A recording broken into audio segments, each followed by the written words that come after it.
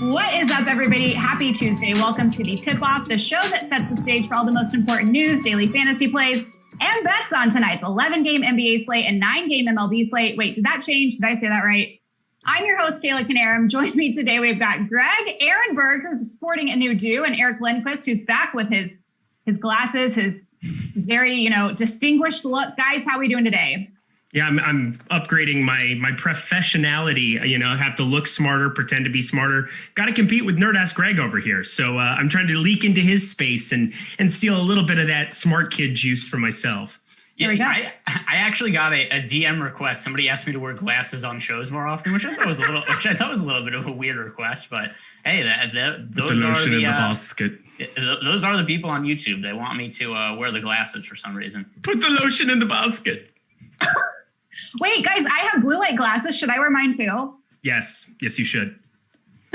This is like the blue hat day. We could all wear glasses together and enjoy it. Spags, not Eric, so he doesn't know what we're talking about. So here's the other issue, though. Also, I'm wearing contacts right now, so if I put my glasses on, then I wouldn't be able to see anything. So that would be negative returns. It's not like extra protection because you're wearing double like glasses and contacts. I just wouldn't be able to see anything. It's not like it gives me X-ray vision. I'm trying to sleep better, okay? That's really what this comes down to, is I stare at screens all day long and just got to take better care of my eyesight.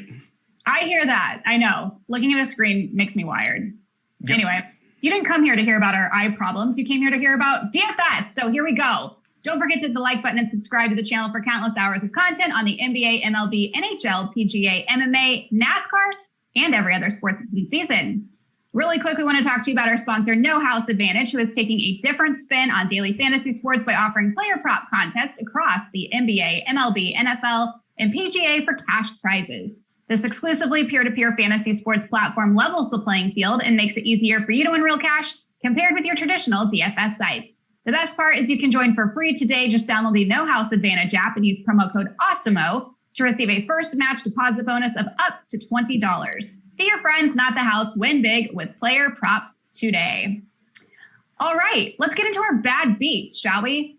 Last night we saw Chalk Chetty succeed the Spurs star plus Russell Westbrook break the slate in their overtime matchup in the Mavericks late night hammer fail in truly miserable fashion. So fellas, how did you fare? Greg, we're going to start with you.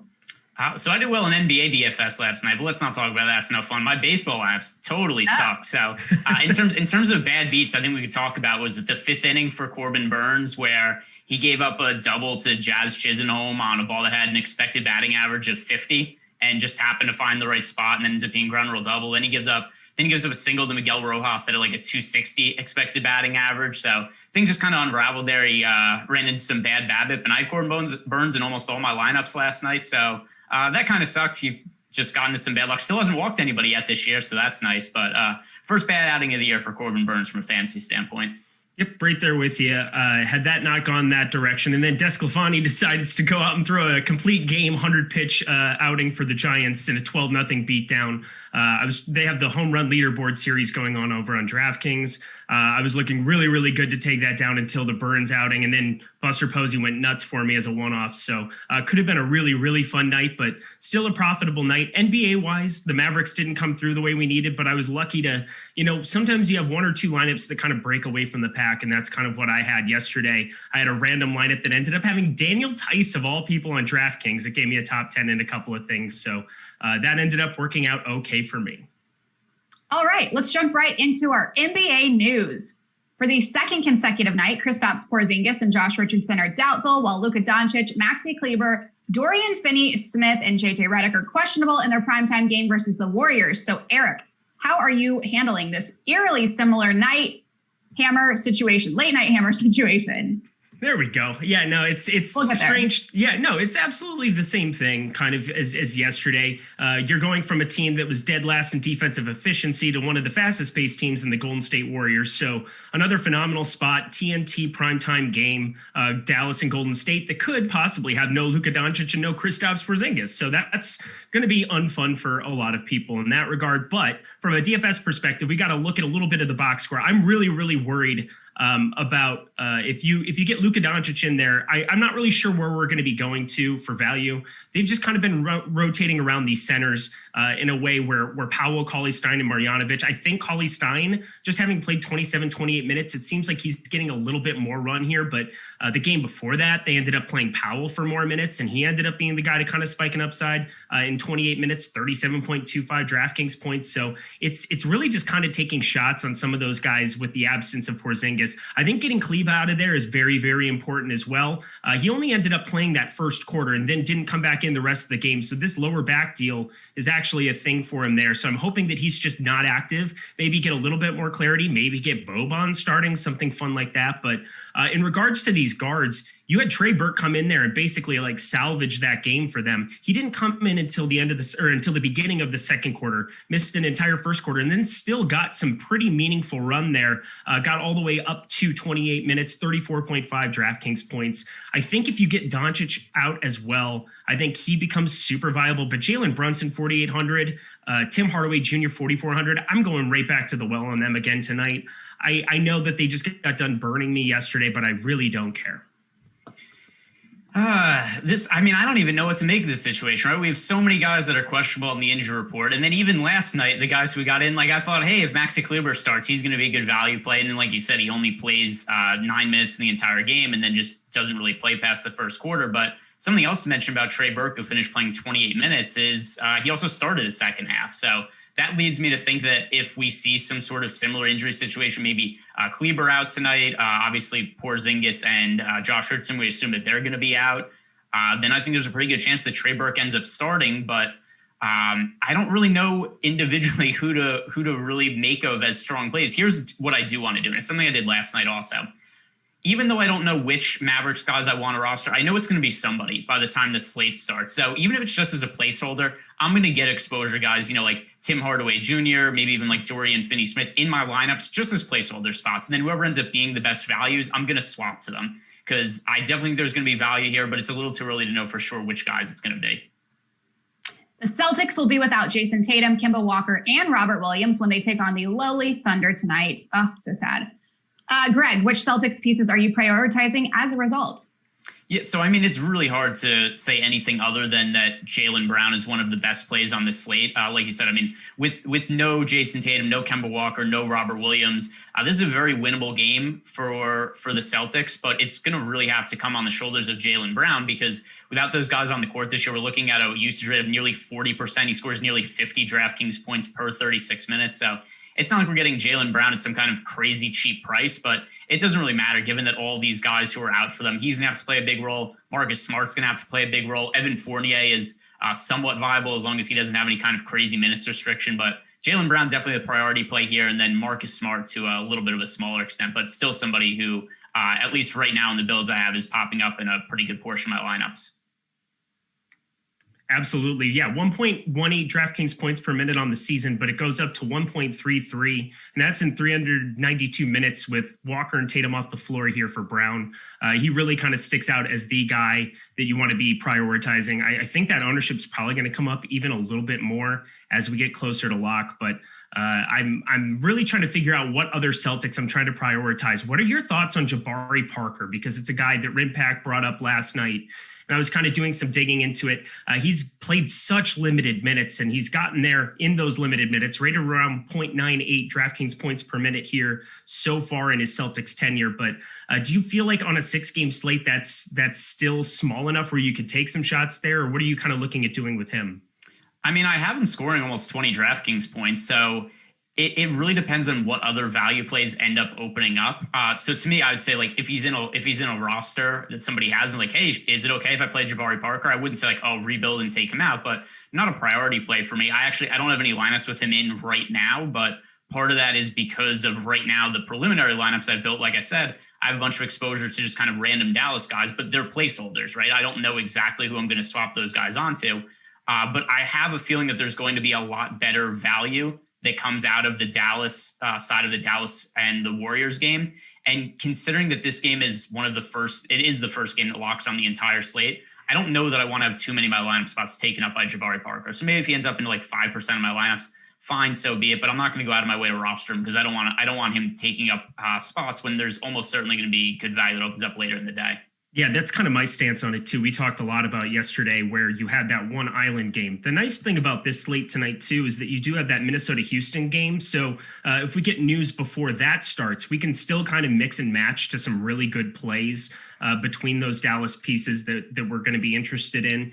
Talking about the placeholders that you brought up, which again is just really sharp. That's kind of the same route I'm taking today, but it's nice to have another game that's a little bit closer to that lock time that we can mix and match. Whereas yesterday, you basically were on an island. If anything broke between what would be 9 p.m. Eastern time and 10 p.m. Eastern time, you basically didn't have any maneuverability. But before we go on a more serious note, are your glasses foggy or is that just the reflection? Foggy, maybe. I thought we need to get them like windshield wipers or something. Yeah, but I was just, and somebody brought up in the chat too. But I was looking at you while you're talking. I was like, can Eric even see right now? It looks like your glasses are all fogged up. No, I think it might be the light. Yeah, I think it might be the way the light's reflecting. Blowing hot air over there, Eric? Yeah. As it's just a little steamy. This back room does get hot. It is what it is.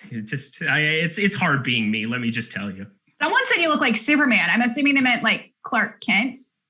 Yeah. Like during the day. It's the same. By the way, I know this is not exactly an original thought, but the worst hidden disguise ever. Just like, I put on my glasses and nobody can recognize me now, but nothing else is different. Like nobody questions, like, how come we have this gigantic jacked reporter who's just here? He just randomly disappears and like flies out the window. Nobody ever questioned that. His only disguise, like nobody was watching Superman fight like Doomsday on TV. It's like, yeah, it looks like the giant 7-foot guy we work with at the office. Nobody at any point ever recognized them. Seems a little unrealistic to me. I feel the same way. What was that? We got a Chalk Kent in the chat. That's good.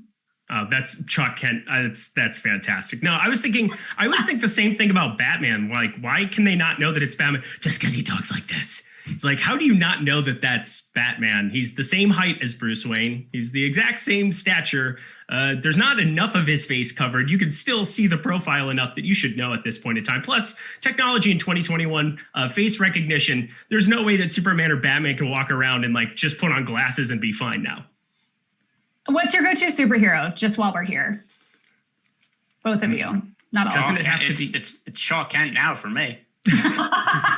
Eric, that can be your emoji. Wasn't it Venom that our doppelganger is? Isn't that the Topher Grace? Topher Grace, yeah, he was Venom, so it's got to be Venom, right?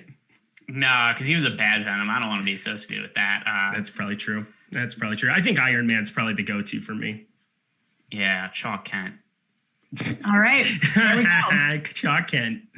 Oh my Back God. to the NBA. We're on go-go watch once more as Domantas Sabonis and Miles Turner continue to be out for the Pacers. Should he sit, however, are there any front court Pacer pieces you'd be willing to roll out in lineups tonight, Greg? The Pacers, I'm kind of assuming that Goga ends up playing right now just because look at the way that they've handled their injury. And now watch, like, he's going to get ruled out, like, as I'm talking. Is that something that's happened a lot recently, especially when I'm doing shows with Eric? I start talking about injury news and something like, hey, here's what's going to happen. And then just the opposite happens as I'm talking about it. But just looking at the way they've ruled guys out recently, right? Like, Miles Turner gets ruled out well in advance. Domantas Sabonis was originally listed as questionable on the injury report, and they rule him out last night. But given that they've ruled out all these other guys in advance, but Goga just remains listed as questionable on the injury report, that leads me to think he's probably more likely to play than end up sitting in this spot. So right now, I think that Goga makes for one of the better plays on DraftKings and FanDuel and the boom bust tool we have on Awesemo.com. Goga does rate out as the guy who has the best boom rating of any player on DK right now. Obviously, if he's out, that's going to open up guys like O'Shea Brissett and Jakar Sampson as potential cheapish plays to go to. But I think Goga is going to be in. He's somebody who I want to be pretty invested in today. And I think that ownership is going to come up in a meaningful way if he does get ruled in, because at 4K, he just sticks out like a sore thumb over on DraftKings.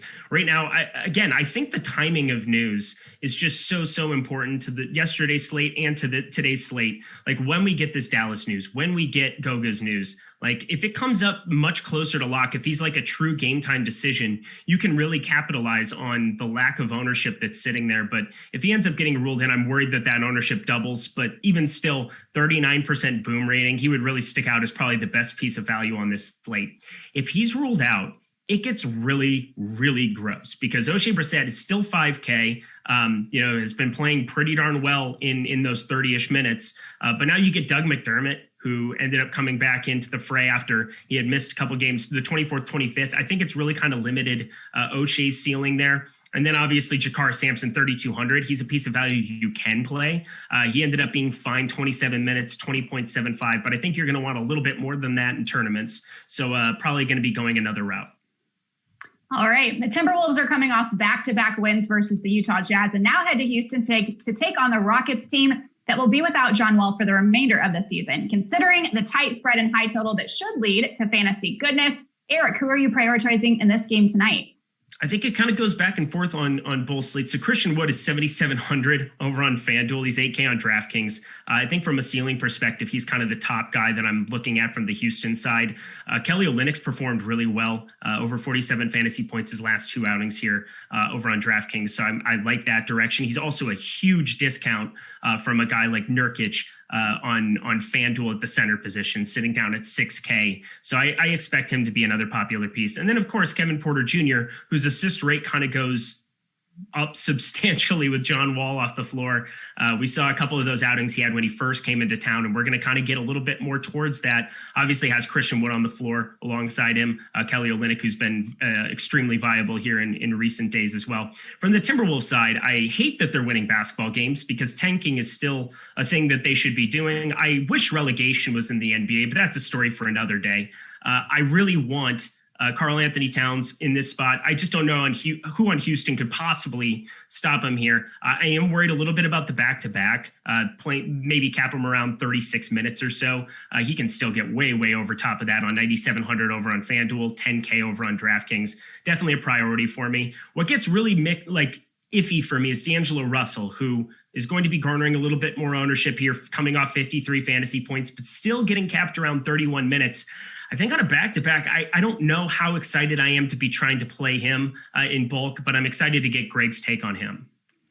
I think that all of these Rockets guys, and I hate to just say that everybody's in play, but there are a lot of really good points per dollar plays on this slate. But to me, Christian Wood, Kevin Porter Jr., Jayshawn Tate, and Kelly Olynyk are all, fairly strong points per dollar plays. Kelly Olynyk to a lesser extent on DraftKings just because he's already been priced up at this point. But of these guys, to me, the priorities are going to be Christian Wood and Kevin Porter. The one little bit of hesitation I have with Jayshawn Tate, even though he projects out really well for me right now, is he only played 21 minutes last game. And I know part of that was a blowout. He was also listed as questionable to play in that game with an injury. So maybe that was also a reason that they limited him a little bit in that spot.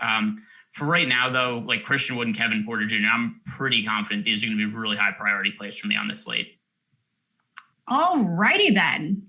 Let's move on to our one-on-one. In these battles between stars, which player would you rather have in NBA DFS or prop bets tonight? First up, we've got Damian Lillard has been downright bad in recent weeks with 0 fantasy outings of 45 or more fantasy points on FanDuel since April 2nd. Malcolm Brogdon, on the other hand, has been on a tear of late and has led to an elevated price point next to Lillard in their matchup versus one another this evening. Greg, who will you be prioritizing in your lineups, Lillard or Brogdon? Neither of them. So, just if we look at the price, if we look at the price points on the two of them, Damian Lillard has come down in salary, but to me, there are better guys to pay up for on this particular slate. We have Steph Curry at the high end of the point guard position.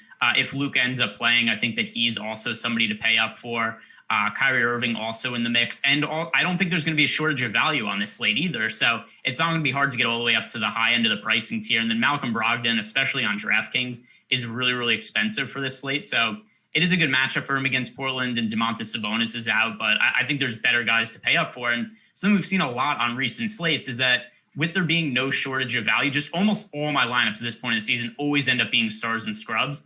And it's weird to not think of Damian Lillard as a star, except we just look at his production over, the last month or so. Since CJ McCollum's come back, now that Jusuf Nurkic is back in the mix, Damian Lillard isn't really a DFS superstar at this point in time. And let's see, when's the last time he scored 60 fantasy points? It was March 16th. Yeah, so it's been a really long time, and there's just other guys that I see with more substantial upside on this slate and more likely to hit that upside. So I don't think Malcolm Brogdon nor Damian Lillard are going to make it into really any of my lineups.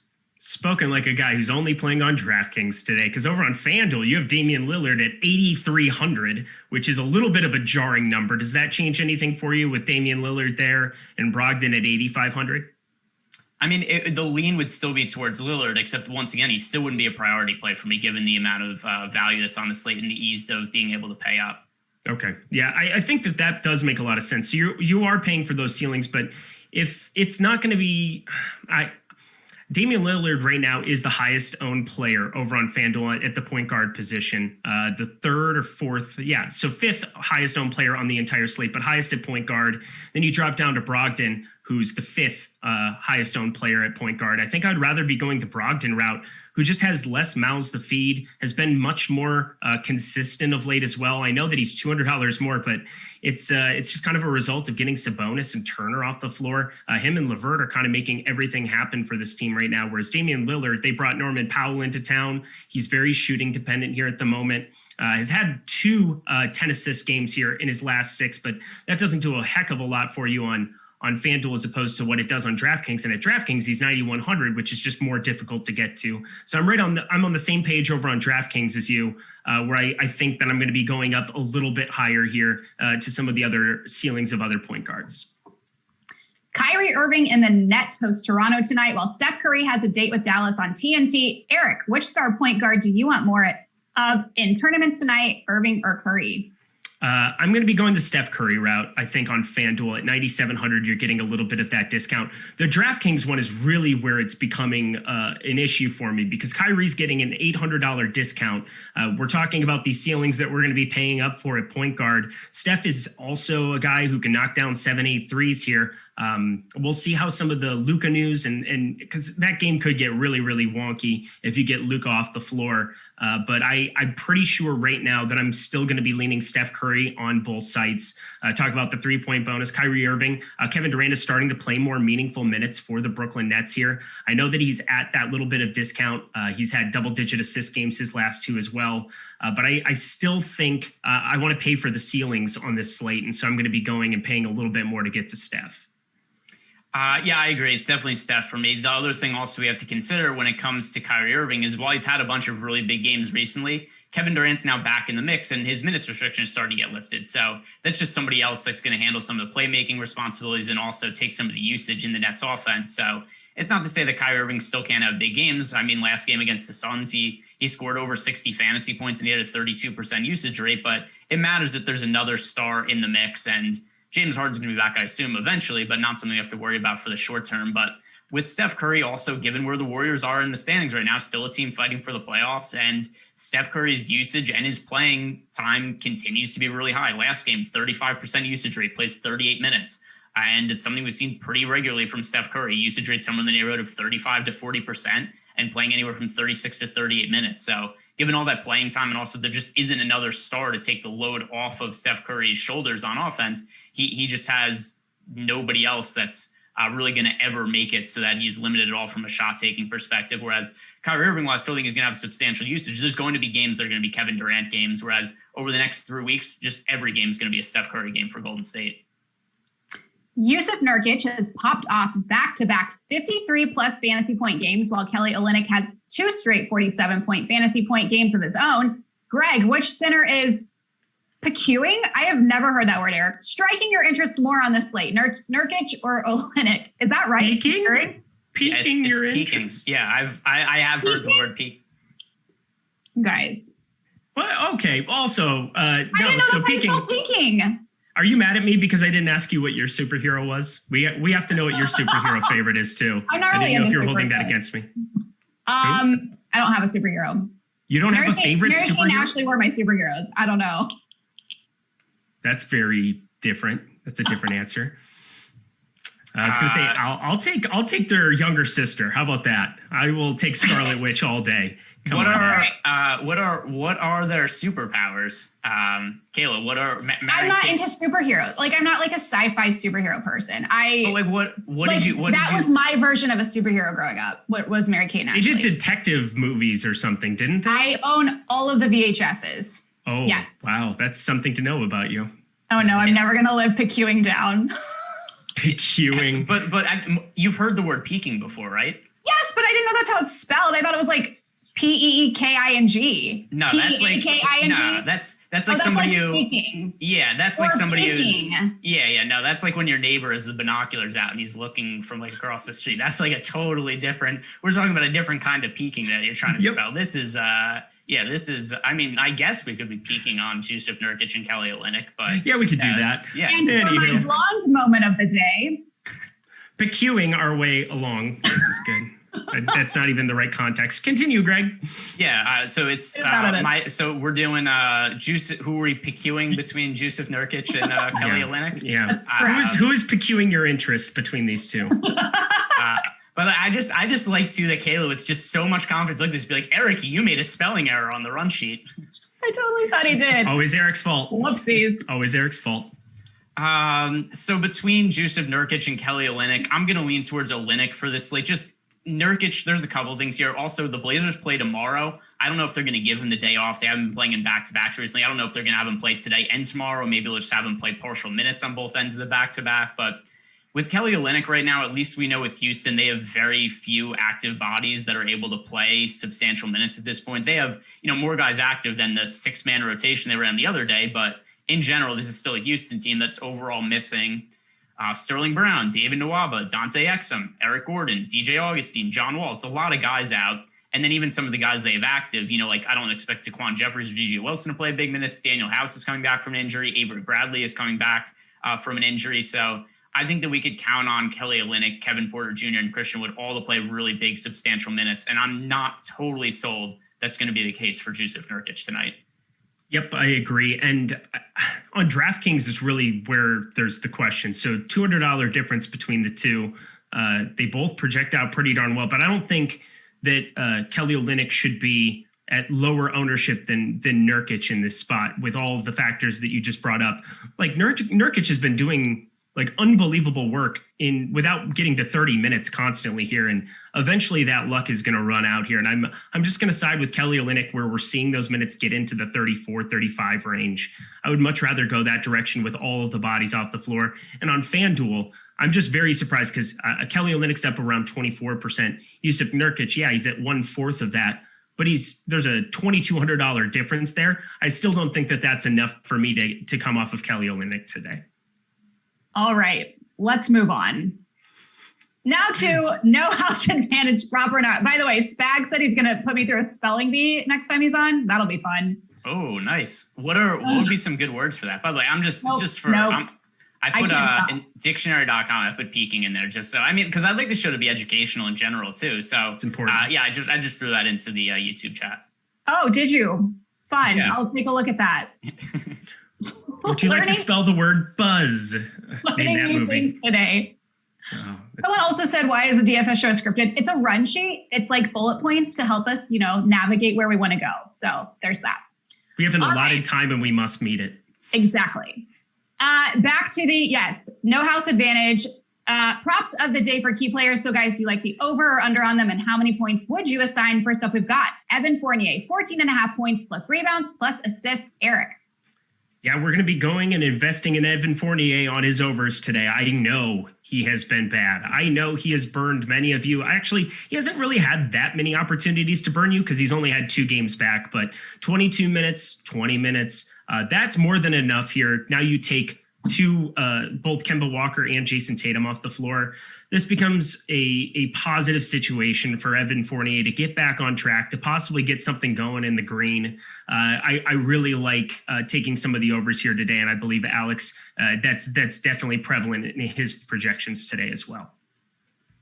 Yeah, it's pretty hard to not like the overs here for Evan Fournier. If you just look at all the injuries that the Celtics are dealing with, while Fournier hasn't played well as of late, there's been a couple of factors there. Number one, in general, he plays a much lesser role with the Boston Celtics than he played when he was in Orlando. Also, he was coming back from COVID, so he came back with a minutes restriction. Last 2 games, only played 22 and 20 minutes. But you look at all the guys that are out tonight, Kemba Walker, Jason Tatum, Robert Williams. Evan Fournier is going to likely either start or at least play close to normal minutes he's played before. And I actually think he's going to have somewhat of a similar role to what he played in Orlando when he was alongside Nikola Vucevic, and he just has one other really high usage guy in the lineup, right now in Jaylen Brown. And it's not unreasonable to think Evan Fournier could end up having the second highest usage rate on Boston today. So pretty easy overs for me on Evan Fournier. Darius Bazley, 19.5 points, Greg. So I hate basically all of the Thunder. I hate them. I hate everything they stand for. Rude. I'm sorry. I know that you are a fan of them, but this has been pointed out. So like a bunch of teams are getting fined right now for skirting the NBA's rest rules. But OKC just sits down Al Horford for the entire season for no reason whatsoever than just like, hey, we agree that we don't want to play him. He doesn't want to play for us. Everything here is all kosher, and just nobody really bats an eye or talks about it at this point. But the other issue here I have with them beyond that is there's so many guys they're giving minutes to, especially in the front court. We got Darius Bazley, Pokashevsky, Isaiah Roby, Moses Brown, Tony Bradley, although he's questionable to play, Kenrich Williams. It's so many guys that the minutes are so unreliable to me on a day-to-day basis that I'm going to go with the under with Darius Bazley just because I have so little confidence in how many minutes he's going to play. I don't know what's going on right now with Jordan. It's got to be YouTube chat related in some way, shape, or form. I never have the YouTube chat up anymore. It's just, it allows me to kind of focus on the show, but now I can't focus because Jordan's sitting there in the corner. Ooh, it's getting good. So I'm curious. Now I'm going to have to go back and watch and see things. I was getting destroyed. I don't know what's going on now. You were getting spelling is hard. It is true. It is very difficult. Plus, also, in your defense, Apple has fixed that problem for multiple spellers. Yep. However, that doesn't take away from the fact that peaking would have definitely showed up Peaking, no matter what for you. So it's more of the context of it than it is the actual spelling, letting it be known. But Bazley, all of these OKC Thunder guys, Shai Gilgeous-Alexander is no longer there. Doesn't matter to me. Al Horford's is no longer there. Doesn't matter to me because there's enough bodies there now. They've just convoluted that entire front court, and between Roby, between Brown, between all of these guys, like Bazley, 19.5. It would seem like that would be an over from previous weeks here, but definitely a strong underplay over on NHA today. And last but not least, we've got Giannis, 1.5 3-pointers made, Eric. This has been one of my favorite props to kind of target here. So a guy who doesn't shoot many threes, you're basically fading him going 2 for 4. Like that's the way that I kind of look at this prop. And so it's been something that I've been routinely playing over on NHA, and I think you should be too. He hasn't necessarily burned me yet. And just knowing that he's not going to be attempting more than 3 or 4 threes in an entire game. In his last 10, he has one game where he's shot more than 3 of them. He's only exceeded 1.5 once. Looking very, very strong going to Giannis, a guy who we know the ability he has getting to the rim. Not a strong jump shooter, doesn't shoot many of them, so definitely an under for me here. Yeah, you know how many games Giannis has made multiple threes in the month of April? 0. So that's pretty comfortable under for me. The last time that he made multiple threes in a game was March 29th against the Clippers. And overall, he's done it, I don't know, like 9 times maybe the entire season. So obviously anything's possibly could go over. But if you're just playing the odds here, he's much more likely to go under 1.5 threes than he is to go over it. All right. And as always, friends, don't forget to play on No House Advantage, our sponsor, who is taking a different spin on daily fantasy sports by offering player prop contests across the NBA, MLB, NFL, and PGA for cash prizes. This exclusively peer-to-peer fantasy sports platform levels the playing field and makes it easier for you to win real cash compared with your traditional DFS sites. The best part is you can join for free today. Just download the No House Advantage app and use promo code Awesemo to receive a deposit bonus of up to $20 for new signups. Be your friends, not the house. Win big with player props today. Let's head on over to the Diamond for biggest bat. Here are some of the top bets and plays on tonight's MLB DFS slate. Which of these top 5 odds getters on OddsShopper do you guys think is the best overall bet to hit a home run tonight? We've got Seager plus 225, Stanton plus 250, Tatis plus 260, Odor plus 280, and Trout plus 290. Greg, we'll go to you. Yeah, I mean, first of all, how does Rougned Odor have better odds to hit a home run tonight than Mike Trout? That's a little silly to me, but yeah, I mean, Mike Trout, he's the best overall player in baseball, and just the idea that we get this list of names and that he has the longest odds of anybody to hit a home run. It's not like he's in a bad spot either. I know that at least the last I had run my baseball lineups, the Angels were the team that I had the most exposure to as a stack for this particular slate. They're a team that had our second best odds of being the top scoring team on the top stacks tool while also being a little bit under owned. So Mike Trout's made pretty easy pick to be the guy most likely to homer here. Plus 290 odds doesn't seem bad. And team I'm stacking DFS also.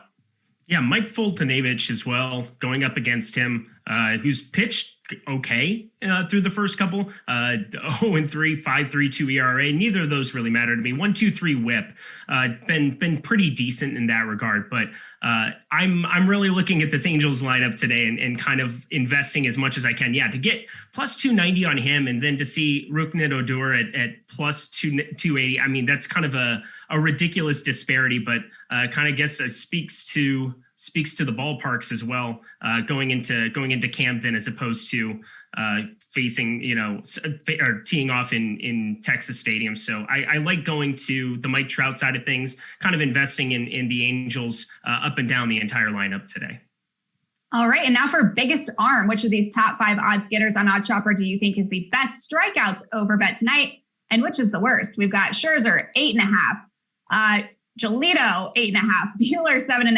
Javier, 6.5. Kluber, 5.5. Eric. Yeah, Giolito is kind of going to be the direction. I don't necessarily love the overs on many of these guys, but Giolito going up against a Detroit team that's been targeting throughout the entire year. A lot of Ks to be had there. I really like investing in him and the over there. I know that it's a bigger number at 8.5, sitting up there with Max Scherzer, but pitched very well here of late and going to continue to be a focal point of my lineups. So for me, I'm going to have to go with Giolito just because of the matchup against the Tigers. Dating back to last year, this is the team that has the worst WRC plus in all baseball against right-handed pitching. It's also a team that strikes out at a well above average rate. So Lucas Giolito is going to be super popular today on DraftKings. He's also the most popular pitcher on FanDuel, but I think it's for a good reason. He has a really favorable matchup, and his price tag has come down on DraftKings after a really bad outing. The last time he went out against the Red Sox, we just got lit up in the one inning he pitched, but the Red Sox present a much more difficult matchup than the Tigers do, and also it was only one start. I'm not going to read too much into it. So given the amount of success we've seen Giolito have over the last couple of seasons, I think this is a really good bounce back spot for him against the Tigers. All right. That concludes the MLB portion of our show. Don't forget that one of the biggest edges in sports betting is always shopping to find the best line. Betting lines change by the minute and can vary greatly depending on which book you are using. That's why it's always important to use OddsShopper's Awesemo's OddsShopper tool to find the best line available or the game or player prop you are betting on and give you that edge to help you beat the house. Head on over to oddshopper.awesemo.com where we compile the best bets available for game lines, player props, player and team futures, all updated in real time. Eric, I just completely forgot that you texted me yesterday and said something very nice, and I totally forgot to text you back. Well, how dare you? Yeah, let's air that on air here, that you're a terrible person and We've can't got spell. Some time. Let's talk about it. Mondays are literally nonstop, and I saw it, read it, I was like, that was really nice, and then I totally forgot to respond. So I literally just hit me as I was reading that. My fiance said you now hate me, so that's exciting. And she's like, oh, you're not cool, and you put on the glasses, and everything goes sideways in your life. It's fine. I'm seeing things differently. I'm seeing through you now. I've never felt like more of a third wheel in my entire life. There's like no context for anything that's going on here whatsoever. You want me to talk about it? I text Jordan sometimes. Well, that's pretty cool, I guess. Let's talk about, this tells you a lot about a person. Do you respond immediately? Do you take a day to respond? Are you somewhere in the middle? And then when you respond, do you send a bunch of little things, or do you send a paragraph? It depends if I actually want to talk to somebody, right? I have, by the way, there are some messages I have with my friends. I'll have the read messages thing turned on my, because I want people to know, hey, I'm not quite on this level with Jordan or anything, but there's certain people who I have the read messages on for, and I get back to them, right away. And we have back and forth. I text people all the time. I'm a good texter. I have a question about the read messages. Is that for personal accountability, or is it to just let the person know that you're ignoring them? No, you can turn them off too. You know that, right? Oh yes, I've never had that on. No way. Okay, yeah. The read thing is just so that it's I'm assuming maybe it's with bosses or an accountability thing, or if it's a marriage and somebody's out gallivanting doing whatever, they at least know that they saw it, so they can't be like, oh, I'm sorry, I didn't pay attention, I never saw your text come through. It's a firm fact. It's maybe a fact checker more than it is anything else. Leslie's in the chat saying she always does. She does. She has it on. I think it would hold people accountable. Like, I actually probably should turn it on so that I text people back immediately, and I just need to do better about that. I respond to group texts a lot faster than I respond to individual people. Maybe I don't know what that says about me, but you could probably break that down in some kind of a way. If we have any psych majors in the YouTube chat, I'm sure we do. Maybe whether they have a doctorate or not, maybe some psychologists, but definitely respond to the groups more. Maybe it's just that I like the group setting of everything, talking to everybody at once rather than like having 45 individual conversations. Yeah, my texting is much like my personality, very ADD. I'm either like in it or I'll respond days later. That's good to know. Now I know. Greg, anything you want to add? No, I'm just reading. Chat is just totally melting down. So I was just kind of reading that. Oh, wow. Did we poke a bear here? No, it's actually totally unrelated. It's totally unrelated to us, but chat's just melting down. And frankly, I was a little more interested in that than Eric's texting habits. So I was keeping up. I was keeping up on. I'm honestly okay with that. It's fine by me. Okay, let's get back to it in a segment we like to call Good Dog, Bad Dog. In real life, there is... I forgot about the little dog. In real life, there is no such... Wait, Jordan, did the dogs change? Speaking of ADD, no? Good Lord. Okay. Oh, I'm all over the place, you guys. The dog sounds did not change, apparently. In real life, there is no such thing as a bad dog. In betting and DFS, there are a lot of underdogs who may have no chance in their game. So who's a good dog to target tonight, and who's a bad one? Eric, let's start with your good dog. Oh, chat is outrageous. Okay. Yeah, we're gonna put that away. We're going to turn this over. I just saw the first name I read was Chris Spags. We're going to turn that off here. So we're no longer going to be looking in those directions. I bet if you all make fun of me, we can all come together and get through this. We'll all be all right. But again, my good dog is going to continue to be the Minnesota Timberwolves. I bet them yesterday. They were my one outright bet. I bet them outright, and I bet them against the points against Utah. They went 3-0 against the Utah Jazz this season, which is just so dumb. I mean, if you're going to lose games, lose games. Like, I don't understand. We're going to lose this pick to Golden State. I'm going to be so upset at Minnesota if they somehow screw this up, because this is not what you're supposed to do. And I want my team to win basketball games, but whatever. They're going to beat Houston tonight outright. So I like, I guess they're the favorites now in this spot. But I still am just going to say good dog. It's basically a flat line sitting at a pick 'em. So I'm going to go the Minnesota Timberwolves side and cheat a little bit in my pick there. All right, so the line in this Warriors-Mavericks game has to be assuming that Luka Doncic either sits or is not likely to play. I consider him questionable right now. We have an injury report update that's going to come out in 45 minutes. If Luka Doncic ends up playing, the Mavericks are 5-point underdogs to Golden State. I'm not saying that Golden State shouldn't be favored in this game. The Mavericks have been wildly inconsistent lately. They're also playing on the tail end of a back-to-back. Porzingis is unlikely to play. Josh Richardson is unlikely to play. But it's not like the Warriors are world beaters themselves. So for the Mavericks to be 5-point underdogs in this spot, it's a little bit too much for me. So as long as Luka ends up playing, I think the Mavericks are a good team to bet on. All right, Greg, hit us with your bad dog. Bad dog. I guess I'm going to go with the Charlotte Hornets, although I don't really think there's any one dog that's really all that bad. But I mean, the Charlotte Hornets, they just still have so many guys who are out for them. They've played a bunch of games relatively competitively, but even so, the Bucks have had a bunch of games where they just really run over teams and win in really one-sided fashion. So 9 points feels like the spread could be a little bit wider to me, but I don't think there's any one dog on the slate that's really all that egregious. Jordan, fire up the 6-team underdog parlay. That's what we're going to do. We're going to take all the points except for Minnesota. We're going to take them outright just on the money line. But fire it up, because I'm pretty sure that I like just about every single dog on this slate going through outside of Houston, which I just don't think can handle Karl Anthony Towns in any way, shape, or form. D'Angelo Russell's starting to play better as well. So I'm pretty sure I'm going to be going all towards the dogs in this spot. All right. And let's go to make or break, which player or game currently looks like a make or break spot to you on tonight's slate, Eric.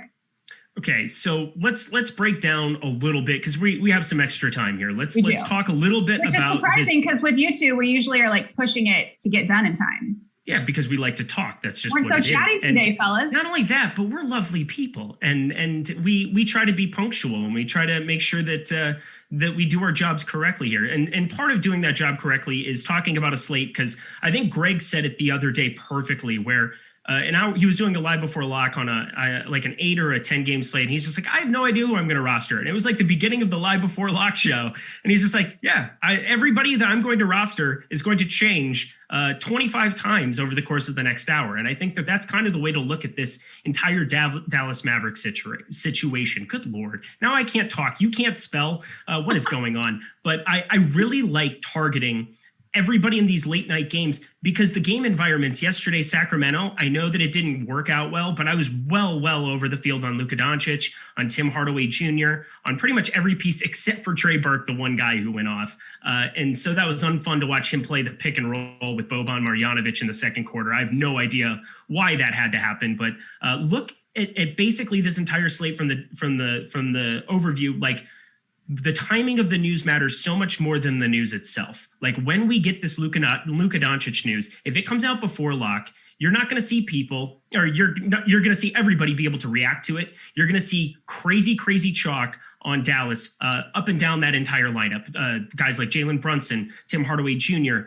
Trey Burke, who I talked about, even some of the front court guys, they're going to be so popular. And if it comes out after lock, you're going to have an absolute hammer on a 6-gamer, which is even more valuable than yesterday where we had 11 games. There's also not any like super value that exists on the front end of this outside of maybe Goga, should he be good to go. So keep some lineup spots open. I think going to Fantasy Cruncher and putting a minimum of 2 Dallas Mavericks, if you feel like Luka's going to sit, and just building that direction, is a very positive thing to be doing on this slate. All right, so that was a very thorough look at the NBA slate in overall. Here's for the baseball slate, I have a more specific answer, which is, so we have a 13-game slate, right? And something earlier when I was doing the strategy show with Pete McCarthy, he had asked me something kind of similar about what's going to make or break your slate, or what am I usually rooting for on a baseball slate? I'm usually not rooting for things as much as I'm rooting against things, especially the way chalk breaks out for baseball. So like the Yankees today, we have them projected for like an 11% chance to be the top scoring team on the slate, but nearly 20% ownership.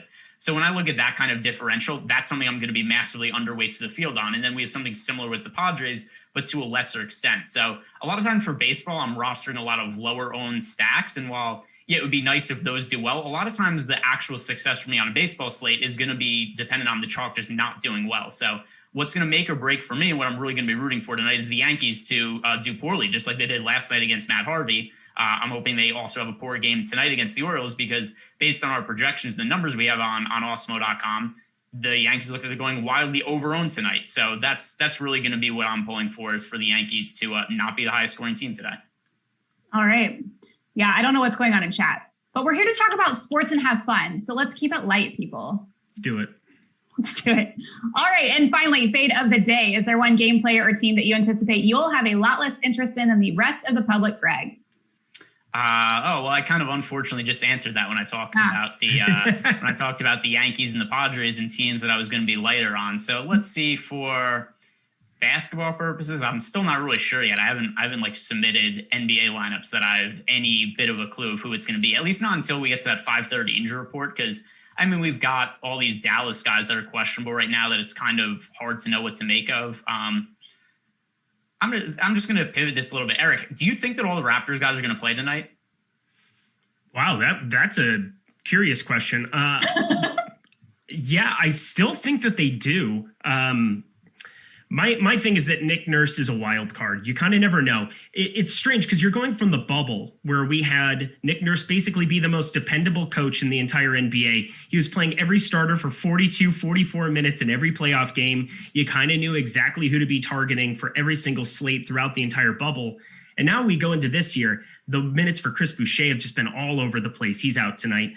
We had Kem Birch, who's been inserted into the starting lineup, going to be a piece that can play pretty darn well there. Again, they need to win games. And so I still think, even coming off of some of the injuries for FEV, for Lowry, who they had rested out there for a little bit, like I still think everybody's going to play on the back-to-back. But yeah, that's definitely a good thing to have your radar turned on for. And that's the main reason you need to be following El Negro Loco, our news god in the chat. Make sure you have your notifications turned on, because reacting to news, especially in late season NBA DFS, is just such a huge edge. And that game happens half an hour after the slate locks. And so if you get some late news that, Fred VanVleet, Kyle Lowry, somebody like that is inserted. I mean, Malachi Flynn would really jump off the page. He played 24 minutes, put up 36.25, and now is down back to like a reasonable level at 4,200, where I still think he could be like a super low owned dart that you can take on this slate. So if you do stack up those later games like we talked about, you'll have exposure to that Brooklyn-Toronto possible late news.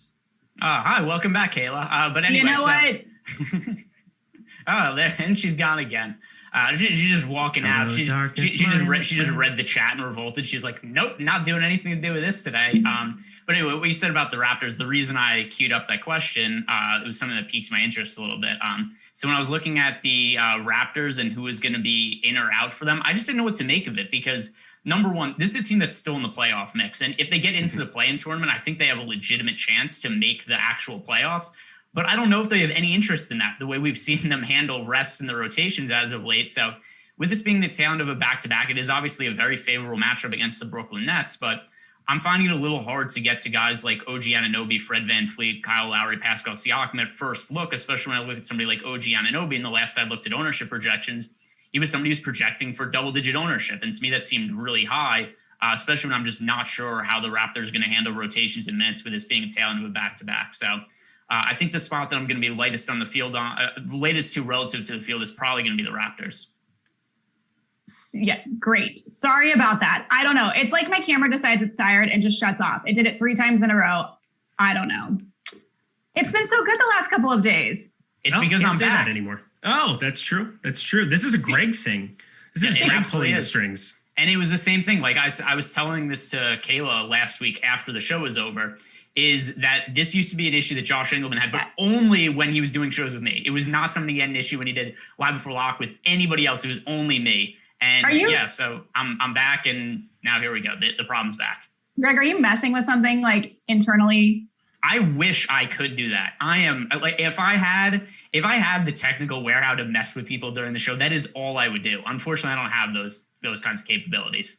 Third ask. All right, well, he's just secretly pulling the strings. I'm telling you, it's happening. That's all. All right, guys, we've got one more minute. Any final thought before tonight's slates? No, this was a great show. Make sure, even, I know this is a 6-gamer, 11-gamer, not nearly as important it's still extremely important. We have so much Dallas news that we're waiting on. Goga is a huge part of this slate as well. So make sure that you're tuning in to the deeper dive to Live Before Lock. And I will be back on Live Before Lock chatting with you all with one Chris Spags. The band is back together. We'll have some fun. Yeah, I just hope everybody has fun and has a good time. I mean, it's like I don't care if my players score 30 fantasy points. I don't care if they score 0. I just want them all to have a good time tonight. It's important. Greg, where can we find you next? Sleeping. I don't have any more shows for the rest of the day. This is an early day for me. I do whatever I want. Wow, how exciting. That's nice. And you're only on this show like once a week now because, well, I don't know why, but I've moved on to bigger and better things. I'm so popular that the people demand me be on other programs. That's really what it comes down to. Fine, if you must. All right, that's going to do it for us today here on the Tip Off. Thanks to Greg, thanks to Eric, thanks to all of you for watching. Not so much in the chat, but we'll see you guys tomorrow. Don't forget to hit the like button and subscribe. The Deeper Dive and Live Before Lock are coming your way next. We'll be back with you tomorrow at 4 p.m. Eastern. See you then. EIQIOING. That's PK. Later, guys. Later. Thank you, guys.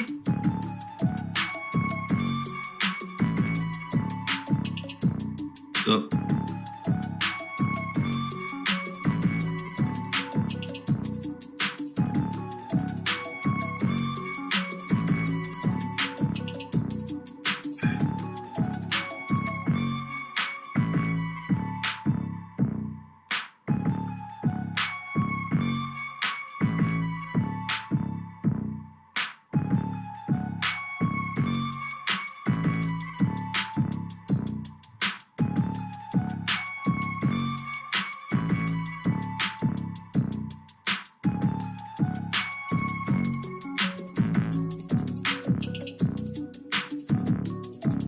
Yeah.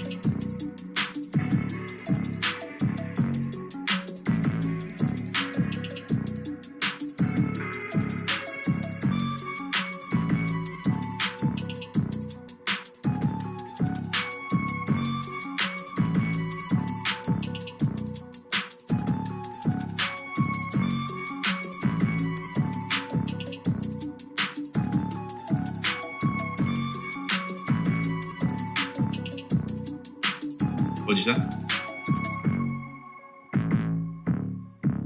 At 4?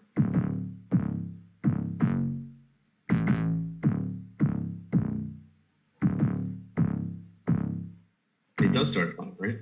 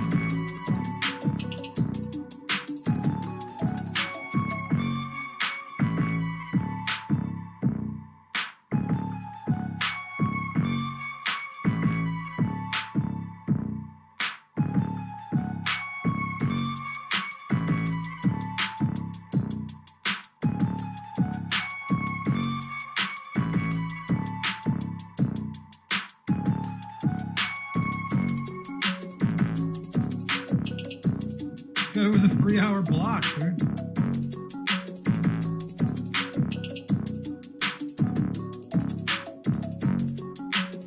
Oh, that's weird. Oh. All right, well, you can hit it live right now then. Say it again. Yep, let's do it.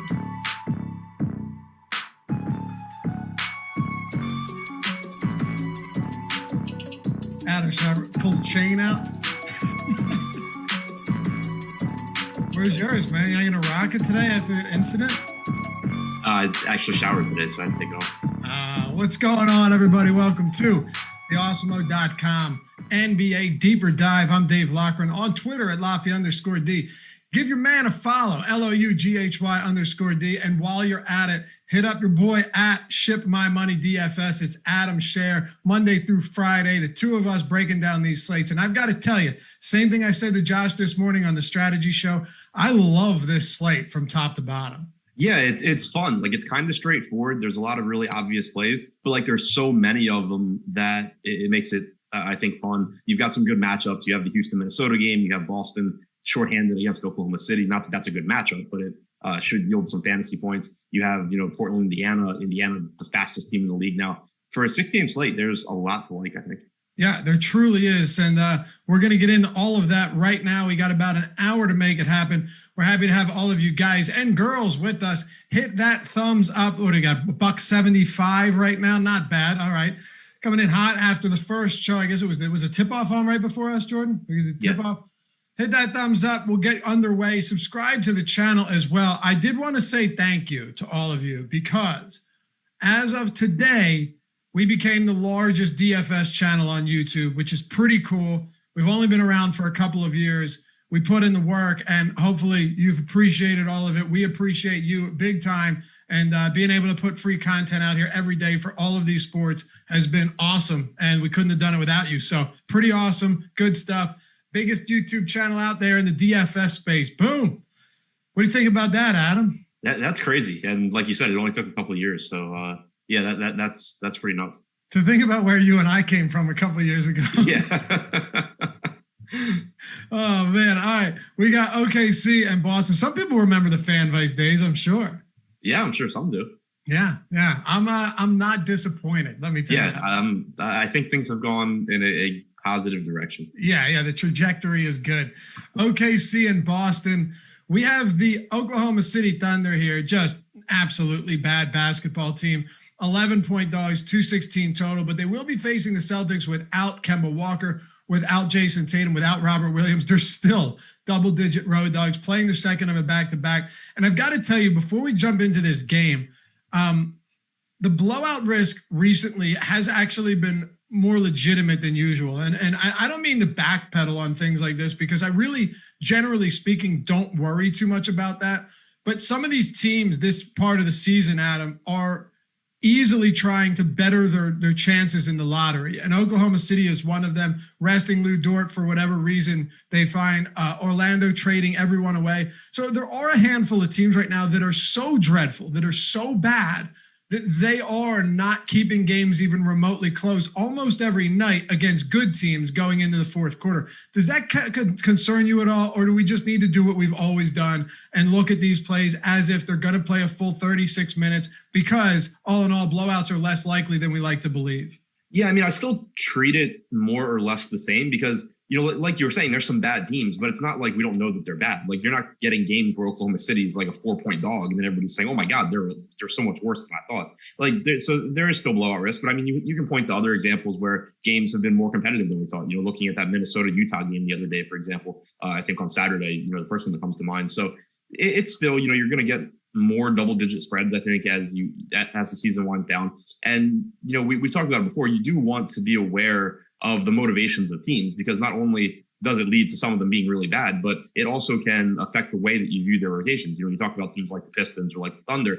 They're not necessarily interested in going out there and playing their guys as many minutes as possible to try and win a game. They're more interested in getting certain players on the floor and, you know, seeing what they have in other guys and honestly in losing games. So it is important, I think, to keep motivations in mind, but also from, you know, a DFS minute projection standpoint, I'm not treating a 12-point spread today differently than I was 2 weeks ago. Yeah, and that's fair. But man, you got to admit, it is something wild to see that the two of the top three players for Boston are out and they're still huge favorites, you know? Yeah, it's pretty crazy. But, you know, again, OKC is just awful. They're dreadful. Now, we'll start with the Oklahoma City Thunder, and I'm going to as disappointing as they are as a team, not even disappointing. They're intentionally bad at this point. As bad as they are, I think I said this to Josh today, Lou Dort is the one guy that if they keep games close, it's probably because he has a big game, right? I'm not necessarily sure Pogo Stick or Mikhailuk or Moses Brown or Baisley or Teo Maledon are going to be the reasons that this team keeps things competitive. And Lou Dort, while he's not exactly the greatest scorer out there, is getting every opportunity to score when he's on the floor playing big minutes. Do you think in the event that this one does stay close, Lou Dort could make for a solid option tonight, assuming he's active? Yeah, I think he's kind of interesting in tournaments because there are so many good plays in this price range that you're just not going to get to Dort very easily. And it makes him, you know, sort of a suboptimal play. but we know that he's got a 27+% usage rate in the games he's played without Gilgeous-Alexander this year. He's averaged 1.05 DraftKings points per minute. And like you said, if OKC does keep this game close, it would make sense that it's Dort, since he's most likely going to lead the team in usage. So when you look at that price point, it's really tough. We'll get to other guys, but Marcus Smart on the other side of this game is $200 more on DraftKings. D'Angelo Russell's the same price or $100 less. And Dort, even on FanDuel, he's come up to 6,100, which I think he's still an easier play on FanDuel since he's a small forward and he's cheaper than he is on DraftKings, but he's priced appropriately, I think. So it's definitely not someone I'm going out of my way to get to. I think another example of, kind of what you're talking about with teams having different motivations is it's pretty likely you get like 30 to 32 minutes from Dort. Whereas if OKC had the same cast of guys, but they like actually wanted to win, they would probably be playing Dort like 38 minutes, trying to do everything that get everything out of him that they can. So, I don't think you should go overboard on the minutes here either. So it's a secondary option, but I do think that if, he does have one of the highest ceiling on OKC. Yeah, for sure. Now, Dustin says, Dave, you need to let us know what the most likes ever for one of your shows has been so we can start breaking the record every day. Hell to the yeah. Keep Awesemo number one. I don't know if that's, I doubt that happens with this one. It's either the NFL shows where we were pulling in like 20,000 views, or it was the Pocky One Chip Challenge show with Josh and myself, where I said, if we get this many likes, I'll eat it with Josh, even though I won the bet. But I'm assuming it's got to be one of those. I don't know. But look, I'm always open to try.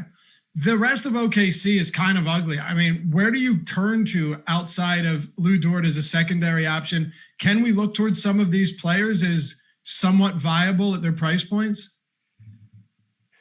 I'm not going to feel good about it. Pogachevsky's 4,100 on FanDuel at power forward. That's fine. It's not something that I'm going out of my way to get to. Roby at 4,700 is okay, but I don't feel great about his playing time unless Tony Bradley misses this game. Then I think his playing time is a little bit more solid, but still, nothing that really stands out. Moses Brown played 27 minutes yesterday, but prior to that, we've been seeing, 18, 20 minutes from him. And the thing is that his price tag isn't really that cheap. He's 5,300 on FanDuel, 5,200 on DraftKings. There's a ton of good center plays today. I don't really feel the need to chase 28 minutes from Moses Brown. So, I think Dort is the guy that looks the best here. Pogachevsky's FanDuel price is fine, but there's just nothing that really stands out to me. Jordan, I made adjustments to a couple of those lines. My fault for not doing it earlier. If you want to throw them in there now. On the Boston side, though, this is where it kind of gets interesting with no Tatum, no Kemba Walker, no Robert Williams, who was recently ruled out. It leaves us with Jaylen Brown, who's undoubtedly going to be chalky. Right now, the highest projected owned player on DraftKings and on FanDuel. I think the only spot, or the spot we need to start with, is Jaylen Brown. And tell me if you're on board with this ownership today on a 6-game slate.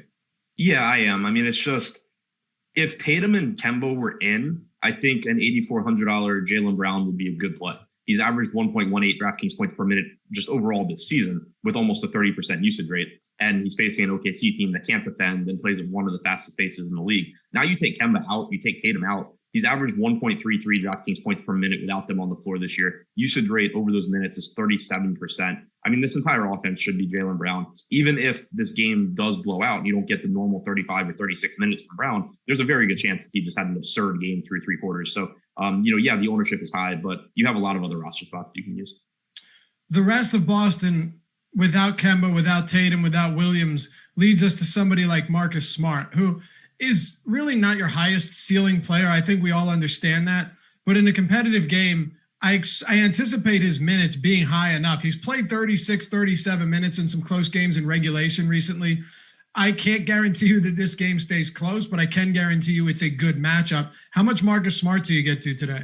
Yeah, I think he's another very strong option here. He's not someone that I normally like that much. And it's kind of interesting if you look at his numbers this year overall and without Tatum and Walker, he's averaged about the same 0.91 DraftKings points per minute, both overall and without those guys on the floor. But without Tatum or Kemba on the floor, his usage percentage climbs from 18.5% to 23.4%. He's got about a 20% assist percentage either way. But that bump in usage, even if the average production can be about the same, at the very least, it tells you you're getting more opportunities for Smart. And you can certainly see, OKC throw Lou Dort at Jaylen Brown and make Marcus Smart, try and beat them with 3-pointers, which, we've seen in the past that he can do when this team's shorthanded. So I still think Smart's a really good option here. I think he fits pretty easily in the lineups too.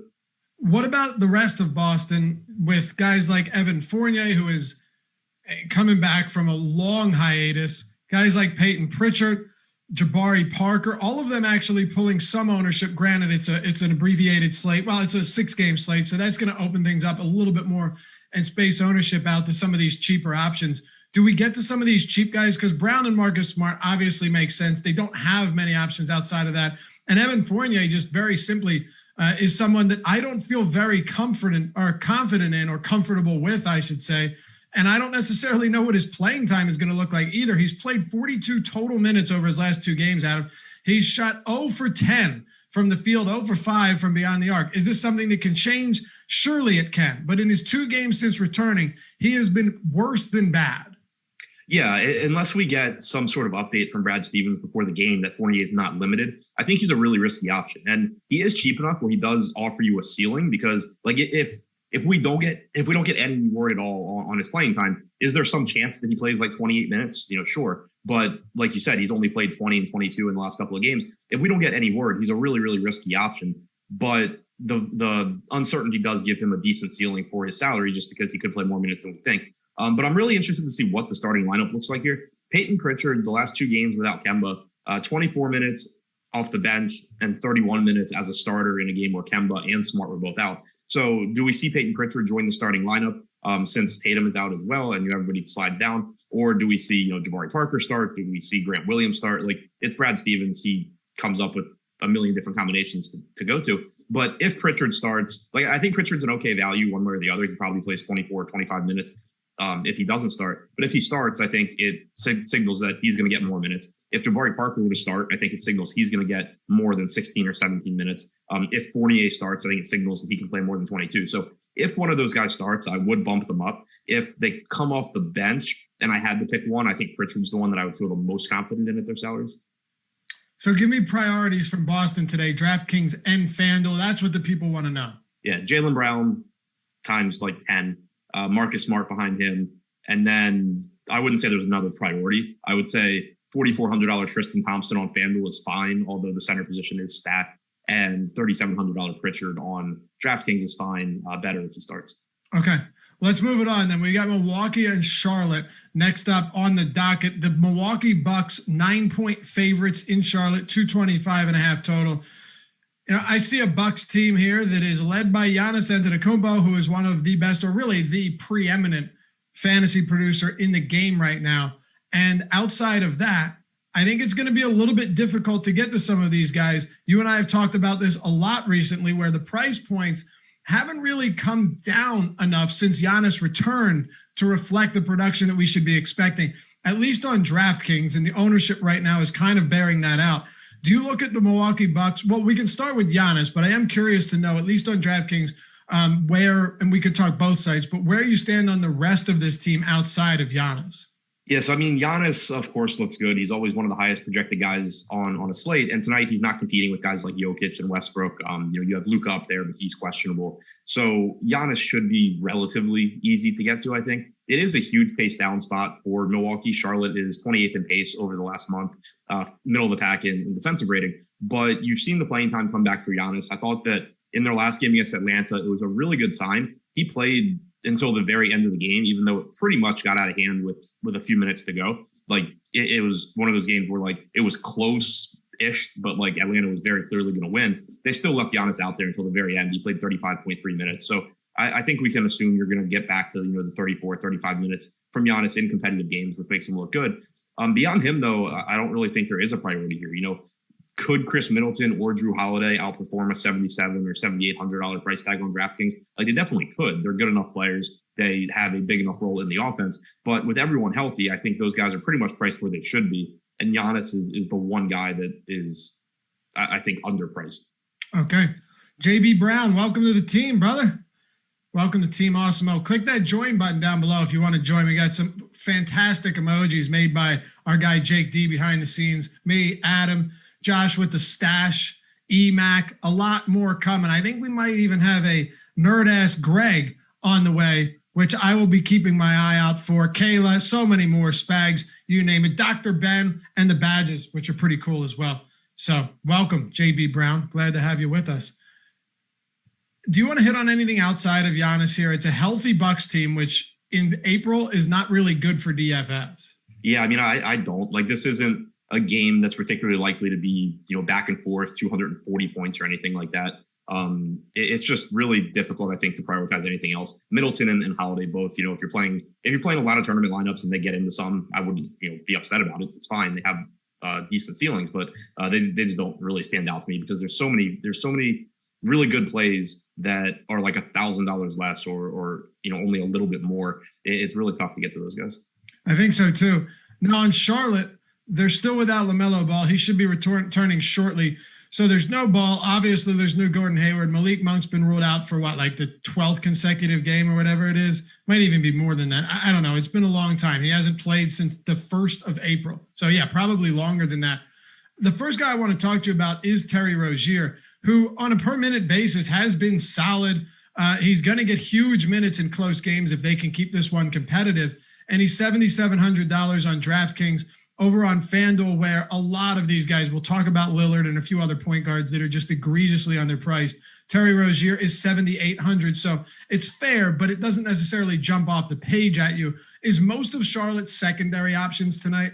Yeah, I think so. I think Rozier is the most appealing of the group, but even him, I would consider a secondary option. Just when you think about all the other, strong mid-range plays that look a little bit better than Rozier, it is a pace-up spot for Charlotte. Milwaukee's 4th in pace over the last month, but they're also a good defensive team. You should get a lot of minutes, like you said. Rozier has averaged 36 minutes per game in the games that he has played with Devontae Graham active, but without Ball, without Hayward, and he's averaged 1.09 DraftKings points per minute. So I think he looks good. It's just you start naming other guys in this price range, and a lot of them come out a little bit ahead of Rozier. Beyond that, PJ Washington started at center and played 38 minutes last game. About 26 of them were at center. Bismack Biyombo played about 22 minutes off the bench. Washington, we know, has been a better fantasy producer when he's played center this year, averaging about 1.09 DraftKings points per minute. The problem is just that he's priced up. 7,200 on FanDuel doesn't really stand out as a great value. 6,800 on DraftKings, more of a secondary option as well. And then you have Devontae Graham, who is only 5,700 on FanDuel. That's a decent price, I think, assuming you're going to get around 32 minutes from him. But yeah, there's not one guy on Charlotte that I would make a priority here. All right. Well, I don't necessarily disagree with you. The guy that I get hung up on is PJ Washington, though, because I really don't know what James Borrego is going to do with him. The obvious answer is, he's played 34 plus minutes in 4 of 5 games.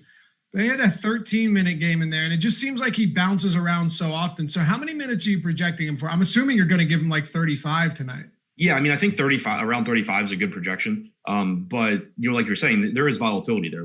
There's some players where, like Terry Rozier, if he's not in foul trouble, he's not injured and the game's competitive, I'd be really, really surprised if there's some weird rotation where he doesn't play 36 minutes. PJ Washington, it's a lot easier to see. You see Cody Zeller, not DNP. You see Vernon Carey come back to the rotation. There's different ways where you suddenly only get 30 or 32 from Washington, even though I think on average you're going to get 35. All right. Anybody else for Charlotte? No, I think that's it. I mean, Brad Wanamaker rejoined the rotation last game too. Him and Biyombo are both really cheap and played low 20s in minutes, but I just can't see getting to them outside of it, maybe them sneaking into some of your 150. All right. Well, now we go to Portland and Indy. This is where things begin to get interesting. We had to clear that game off the board. We talk about the Blazers and the Indiana Pacers. On the Pacers side, no Miles Turner for an extended period of time now. Domantas Sabonis is still out. We're still waiting on news from Goga Bitadze. We're still waiting on news from Jeremy Lamb. So things could certainly open up even more than they already have. On the Portland side, they're totally healthy, but that does not or should not dissuade us from looking at this team given some of the price points. And I think you would agree, Adam, Damian Lillard on FanDuel right now is coming in at $8,300. I get it. He hasn't been great lately, okay? But Damian Lillard, it's the same argument made against Yusuf Nurkic when you and I railed against that counter argument all the time. Goga Bitadze is out, by the way. Sorry. That the arguments made against Yusuf Nurkic chalked the other day because he hadn't been playing great, even though we expected 29 minutes from him. And then he goes for 50 plus fantasy points in back-to-back games because, well, he's really good and he can give you those 2 fantasy point per minute game. I'm not saying Damian Lillard's going to, but we know it's there. And that's really all I care about in spots like this. Yeah, Lillard is someone where just in general, over the last few years in games where the Blazers are relatively healthy, he's sort of like a tournament only play because sites tend to price him for his scoring ability, but that leaves him a little bit overpriced for his average projection. Now you're getting him at some of the cheapest prices you've ever seen Lillard at. He's more in line now with his average with his average production, but we know that this is someone that is capable of just going out there and dropping 40 or 50 actual points in any given game. And you're getting, the fastest paced team in the league over the last month in the Pacers, going up against them. So I think that for the first time really in a long time, there's more upside than downside at Damian Lillard's salary. I think so too. Not to mention the Indiana Pacers are a team that plays up in pace. They are not a particularly good defense. They're missing their defensive anchor in the front court in Miles Turner. Not to say that influences a quality 3-point shooter and jump shooter like Lillard, but still being able to get to the basket certainly doesn't hurt. And they're even down Batadze today. So I don't see any real rim protection in play here. The Pacers are now 5th in pace on the season, Adam, and they rank middle of the road in defense, and that's when most of them are healthy. So I think we have to look at the matchup too and consider that this is a really good spot for the Blazers on the road as well. Yeah, for sure. There's nothing really that I dislike here, and the DraftKings price I think is too cheap. The FanDuel price is a joke. Like 8,300 for Damian Lillard is absurd. He's averaged 1.25 fantasy points per minute in the games that he has played with McCollum and with Nurkic this year. So, you're not getting 1.5 fantasy points per minute like maybe you are when McCollum sits, but you don't need to when you're getting 37 minutes a night. You're playing the fastest paced team in the league over the last month, and you're capable of doing the things Damian Lillard is capable of doing. Can we talk about Nurkic a little bit? Because he's on a 2-game tear right now, doing what we knew he was capable of doing. He is $6,800 on DraftKings. Understandable. Prices come up. He's $8,200 on FanDuel, which is just preposterous, even though he's very good. But $6,800. How do you view a price point like this in a guy that that's played 29 minutes in 3 straight games? It seems Terry Stotts has his finger on the pulse right now when it comes to Nurkic's rotation, and he's looked really good lately with monster double-doubles back-to-back games. Yeah, I really like him here. Like on FanDuel, I think he's fine, but on DraftKings, 6,800 is still too cheap if you're going to get 29 to 30 minutes from Nurkic against this front court. Yeah, like you look at who Indiana, obviously we don't have their starting lineup tonight, but they've been starting Jakar Sampson and O'Shea Brissett in the front court. These guys are 6'7", 210 pounds. Yusuf Nurkic has 70 to 80 pounds on the guys that play in Indiana's front court, and we're not talking about an unathletic guy in Nurkic either. It's not like situations in the past sometimes where it's like, oh, well, he's not athletic enough. Maybe he ends up not playing as many minutes. Nurkic is fine, and he should just absolutely destroy this Indiana front court. So, I really like Nurkic a lot.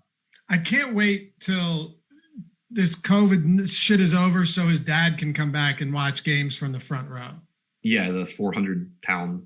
Hari Nurkic, man. Yeah. He's a legend. I would love to meet that guy. Yeah. And something else here that I think, if you had him at the bar with you last night, oh shit. So one other thing to point out with Nurkic is when you get these types of mismatches in the front court and they disappoint. A lot of times, if you watch the game, it's because teams are doubling them, they're fronting the big, they're not letting him get the ball so that he can do damage. I don't think you're doing that when you have Damian Lillard and CJ McCollum. Yeah, it's a great point. I really like Nurkic today. At 5,200, it was as much of a no-brainer as you get. But now we've had 2 games since then where he's played 29 minutes in both of them, barring foul trouble or an injury where he breaks his leg and the ref steps over him. I think we're going to be in pretty decent shape. So what's up? Yeah, to me, the only thing working against Nurkic is that you have Towns, you have Christian with the power forward, so I guess it doesn't matter. You have Towns, you have I think he's probably my second favorite center on the slate. So, all right, Aaron Lindsay, welcome to Team Awesemo, my man. Glad to have you. Why don't we hit on the rest of Portland here, from the McCollums, the Powells, the Covingtons, and pretty much everyone else. For me, it's mostly Lillard and Nurkic, and then it fades off pretty quickly. Anybody else you think is interesting here? It's mostly Lillard and Nurkic for me. McCollum, of course, is the third guy. But he's only $600 less than Lillard is on DraftKings. And on one hand, McCollum has actually produced at about the same rate as Lillard this year in the games where they've both been active. We've seen McCollum take that step forward, but you're still going to give the edge to Damian Lillard normally when they're really similarly priced. And it's the same thing on FanDuel. Like McCollum, I think, is underpriced as well. He's only 7,800, but I think 7,800 McCollum still is a more realistic price than $8,300 Dame. But CJ's still fine, and I think does look better on FanDuel than he does on DraftKings. All right, on the Pacers side, I'll just repeat for anybody that is curious. Jordan, if you want to update for Batadze being out as well, we can do that. Jordan Klein, always do it right, always ahead of me, doing a great job there behind the virtual glass. No Sabonis, no Turner, no Batadze. Jeremy Lamb is still a game time decision. That leaves the front court with not a lot. O'Shea Brissett, you mentioned Jakar Sampson is another one of these guys that likely going to get a lot of minutes again today. Why don't we start there and work our way down? Because I have a lot to say about the backcourt and particularly Malcolm Brogdon and Karis LeVert. Yeah, I was kind of hoping Batadze would play just so we didn't have to deal with these Indiana guys. But Jakar Sampson 2 games ago played like 21 minutes, but he dealt with pretty serious foul trouble. Last game he started, still dealt with some early foul trouble, but ended up playing 27.2 minutes. I think you're looking at another 27, 28 minutes from him, assuming that he can stay out of foul trouble, which is a pretty big assumption, especially if he is one of the guys tasked with trying to keep Yusuf Nurkic from scoring every possession. So he's only 3,200 on DraftKings, though. He's going to be one of the better point per dollar values. I think the upside is somewhat limited, but he's going to let you get other really good plays into your lineup. O'Shea Brissett, disappointing last game, but still only 5K on DraftKings. He played about a little over 30 minutes in that game. I would expect the same here. He had that game a couple games ago where he played like 40 minutes, but McDermott was out for that one. Now you have McDermott back. You have Jeremy Lamb, questionable game time decision. So I'm expecting you get 30 to 32 minutes from Brissett, which makes him look like a decent value once again. And then you have Edmund Sumner, who I think is pretty much unplayable on FanDuel as a $5,500 point guard, but as a 4K shooting guard / small forward on DraftKings, he played about 30 minutes last game. He played 36 and a half minutes last game. And that was the second game in a row where we saw huge minutes from him. He played 34 the game before that. Again, he's not the most exciting scorer, but on DraftKings, he covers 5, he's eligible at 5 different positions and he's really cheap. So I think Sumner looks like a good value as well. I'm going to make my case again for why Malcolm Brogdon is under-owned at 8,800 on DraftKings. Okay. We got him around 12%. He probably comes in around 10, 12%. First of all, great matchup, 242 total, highest on the slate, should be relatively competitive. Malcolm Brogdon without Miles Turner or without Sabonis, without Victor Oladipo on the floor this year, almost a 1.5 DraftKings point per minute player. Even if you take the near 150 minutes that he's played alongside Karis LeVert in those situations, he's still been dominant. I think it's like 1.44 DraftKings points per minute, 30+% usage rate, 30+% assist rate. And the fact that Domantas Sabonis, if you watched the strategy show this morning, is off the floor, it's so much more important than many other bigs, high usage bigs being off the floor, because Sabonis is also a quality playmaker. The offense at times will run through him on many possessions throughout a game. So when you take him off the floor and it's basically just LeVert and Brogdon, I still think the ceiling for Brogdon is high enough to get to at 8,800. I get that he's priced up. I understand that Jaylen Brown's 8,400, Adam, but this is one of those games that if it saw 260 points in regulation, you're probably staring down the barrel of a 55, 60 fantasy point game from Brogdon, which is something that he's not unfamiliar with without Sabonis on the floor. Yeah, you see the bump for him. He's played 4 total games without Sabonis and Turner this year, 1.43 DraftKings points per minute, 29.5% usage rate, 29.1% assist percentage. He's played a total of 177 minutes without those guys on the floor this season, 1.35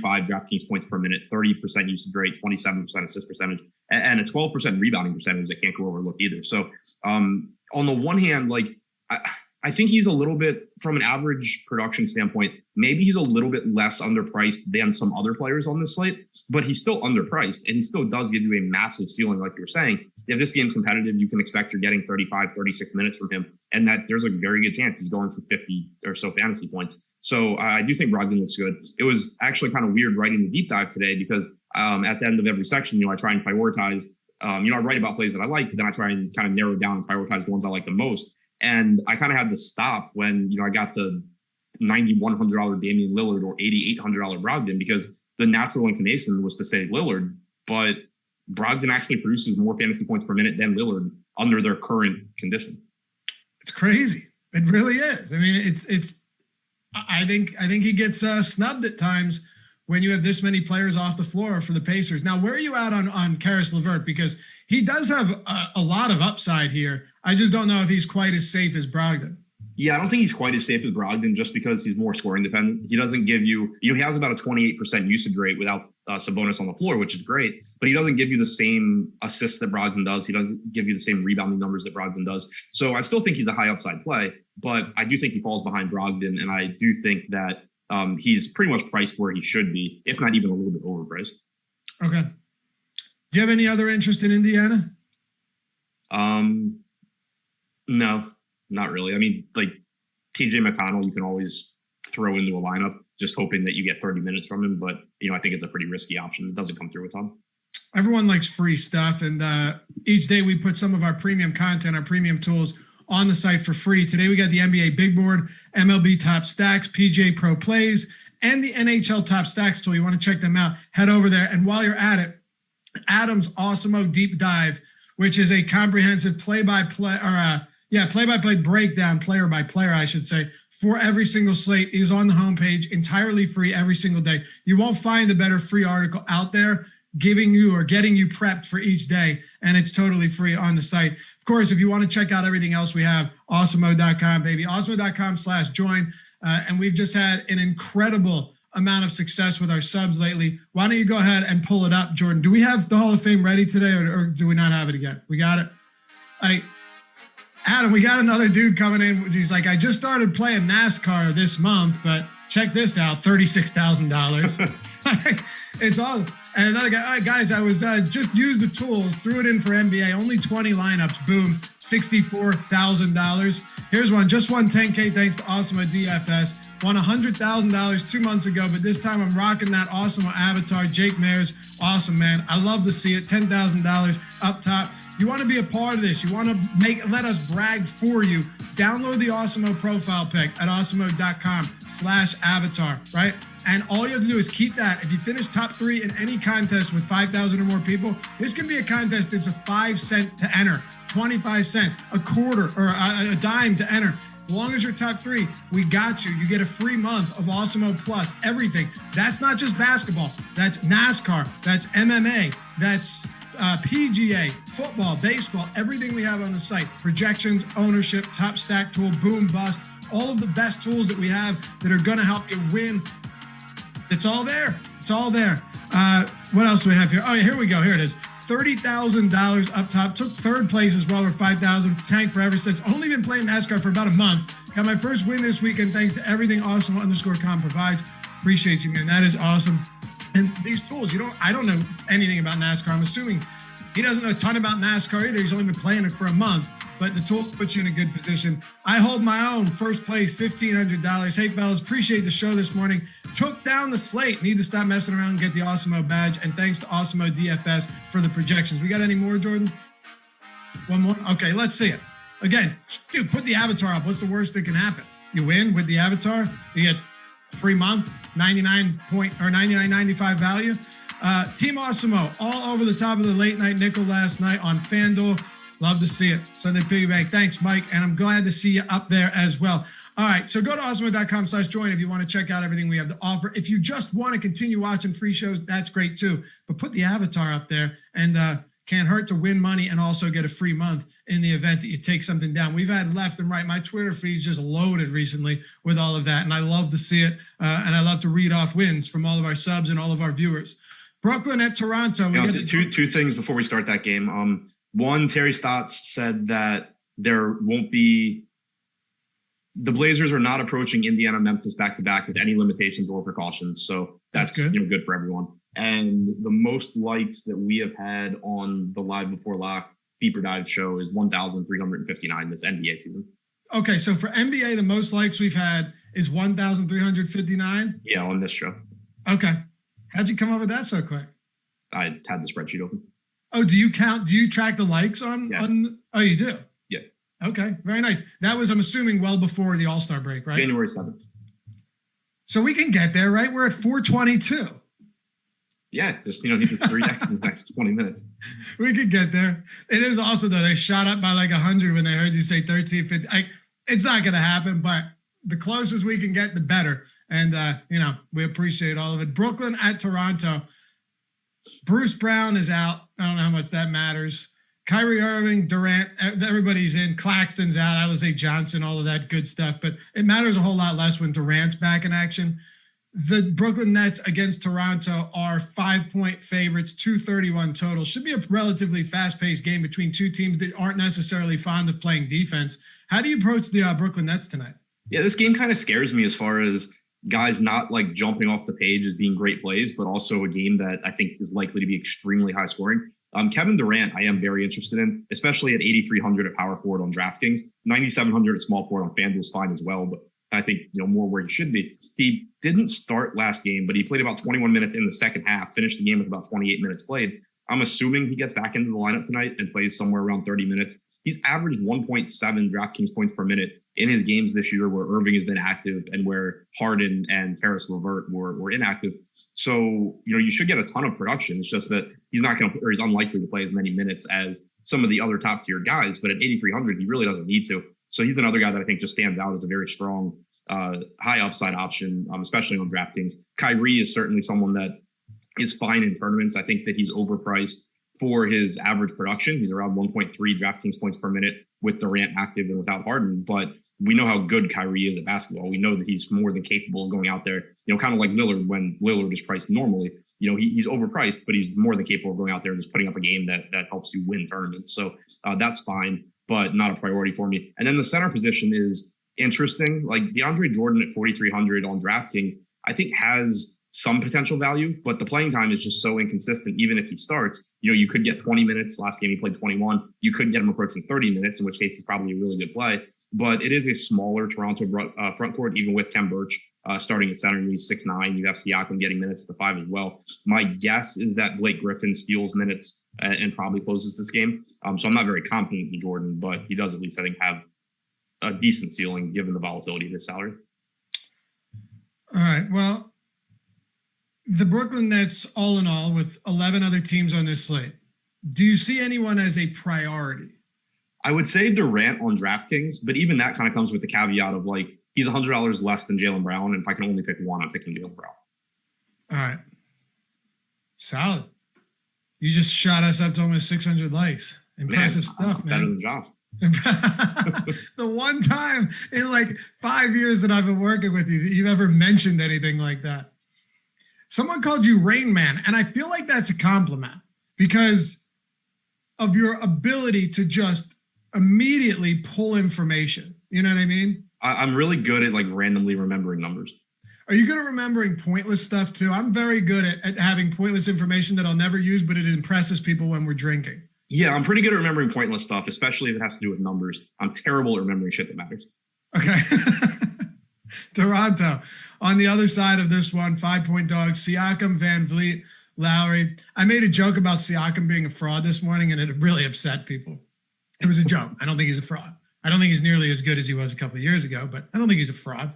And, of course, people upset that I didn't bash Nick Nurse enough when talking about Toronto's struggles this season. But none of that's important for DFS, Adam. What's important is Toronto Raptors haven't been very good this year. Their defense has struggled, but they do have the offensive firepower to keep games close when things are clicking. Lowry's still a good player. Siakam's still a good player. So is Fred VanVleet, OG Anunoby. Gary Trent Jr. is a decent shooter. He's sidelined today, but they do have the bodies to keep games competitive.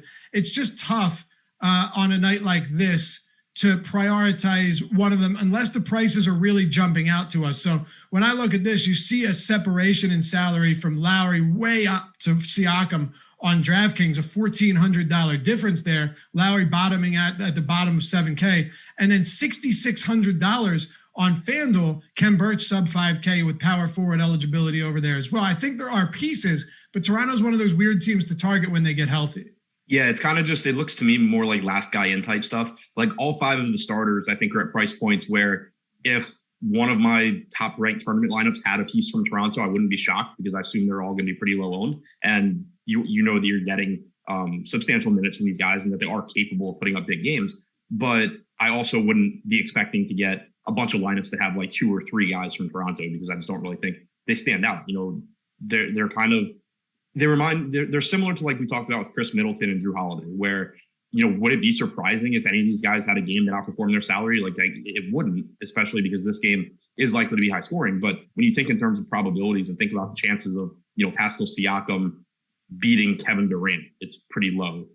Beating Jaylen Brown, it's even lower. Kind of the same thing, you know, with Van Vliet compared to like Brogdon or even Terry Rozier. I think Rozier's the favorite there. So it's just really hard to prioritize these guys. Even Lowry at 6,600 on FanDuel, it's a good price. But when you consider some of the mispricings on other guys like Damian Lillard at 8,300, it's still not as egregious as some of the other ones. Yeah, I don't think so either. Now, can we talk about Birch for a minute here, just given his price point? Is there any need to get to someone like that today? He's played 33 and 29 minutes over his last 2 games, 24, 31 DraftKings points respectively. Not high shot volume, not a particularly great rebounder. The stocks have been pretty nice, though. I think he's a better play on FanDuel because he's a power forward. On DraftKings at 4,700, I think the price is okay as like a secondary option. The problem is just the opportunity cost at center today, because you have Towns in that game against Houston. You have Kelly Olynyk on the other side. You have Nurkic against a bunch of people that, you know, come up to like his waist. So it's, you know, really tough, I think, to use the center position on a guy where you're like, okay, he's 4,700, you know, he can get me 28 to 30 fantasy points. That's not really how I want to use that position often, I don't think. Okay. Ryan Renbone Bomb says, smash the like button, Laffy. Smashed. He's saying he did. And then he asks, Brogdon or Mike? All right, you ready for this one, Adam? Yeah. Mike OXBIG on DraftKings. Say that one out loud. So I want to make sure I got it right. What was it? Mike, and then last name OXBIG. Yeah, good. Mike Oxbig. Yeah. I like that. Not bad. And he didn't give me $1.99 to say it today. So that's off to a good start. Anybody else for Toronto you want to hit on? No, I mean, I don't really see anything beyond those 5 guys. I know Nick Nurse talked about getting Malachi Flynn more minutes, but, you know, he played 24 yesterday, mostly in the second half. That's not something that I think really matters for our purposes, though. All right. Dort is in the starting lineup. Terrence, that doesn't matter. All right. So, yeah, Dort is going to be in the starting lineup today, as expected. You just never know. Manny C., thank you for the super chat. Says, thanks for all the work you guys put in at Awesemo. For someone like me with little time for leaving work till lock, what tool would you lean on the most? The boom bust tool, for sure. Ownership in conjunction with the boom bust tool. I would say those are 2. The lineup builder is awesome for people playing 1 or 2 or 3 lineups too. Want to move on to Minnesota, Houston? Yeah, this one has a lot. Yeah, it certainly does. Minnesota Timberwolves, 2-point favorites, 234 total. John Wall on the Rockets side, done for the year for tanking purposes, I presume. But we start with Minnesota, finally entirely healthy outside of Malik Beasley's absence. And D'Angelo Russell's been great lately.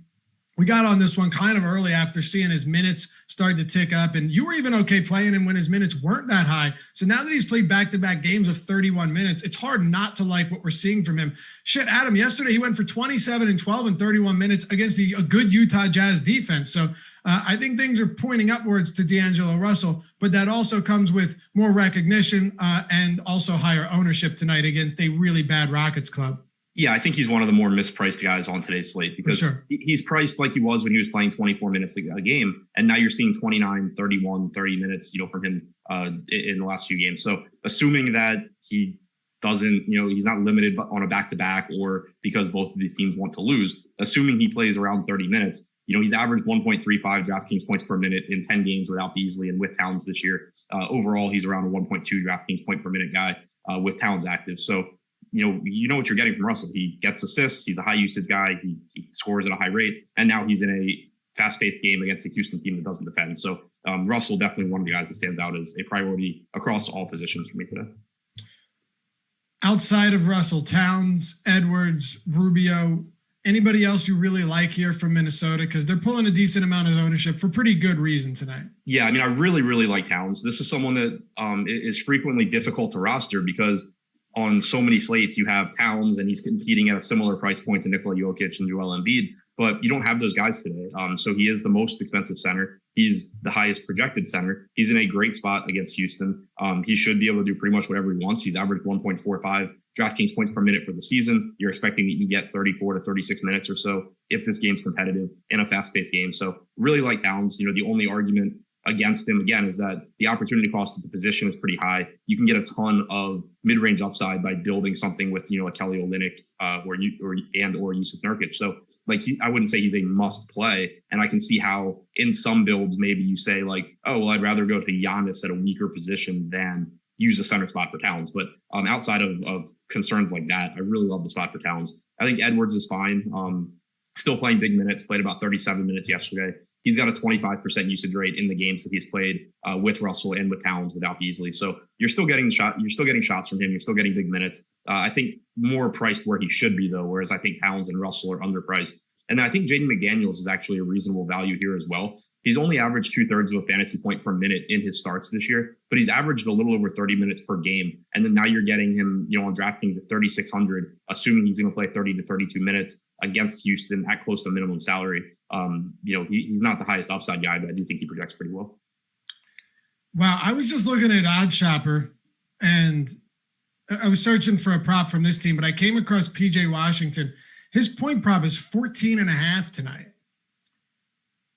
That I'm looking now to see what Our player prop tool has him, which is free on Awesemo, at 17.3 projected points.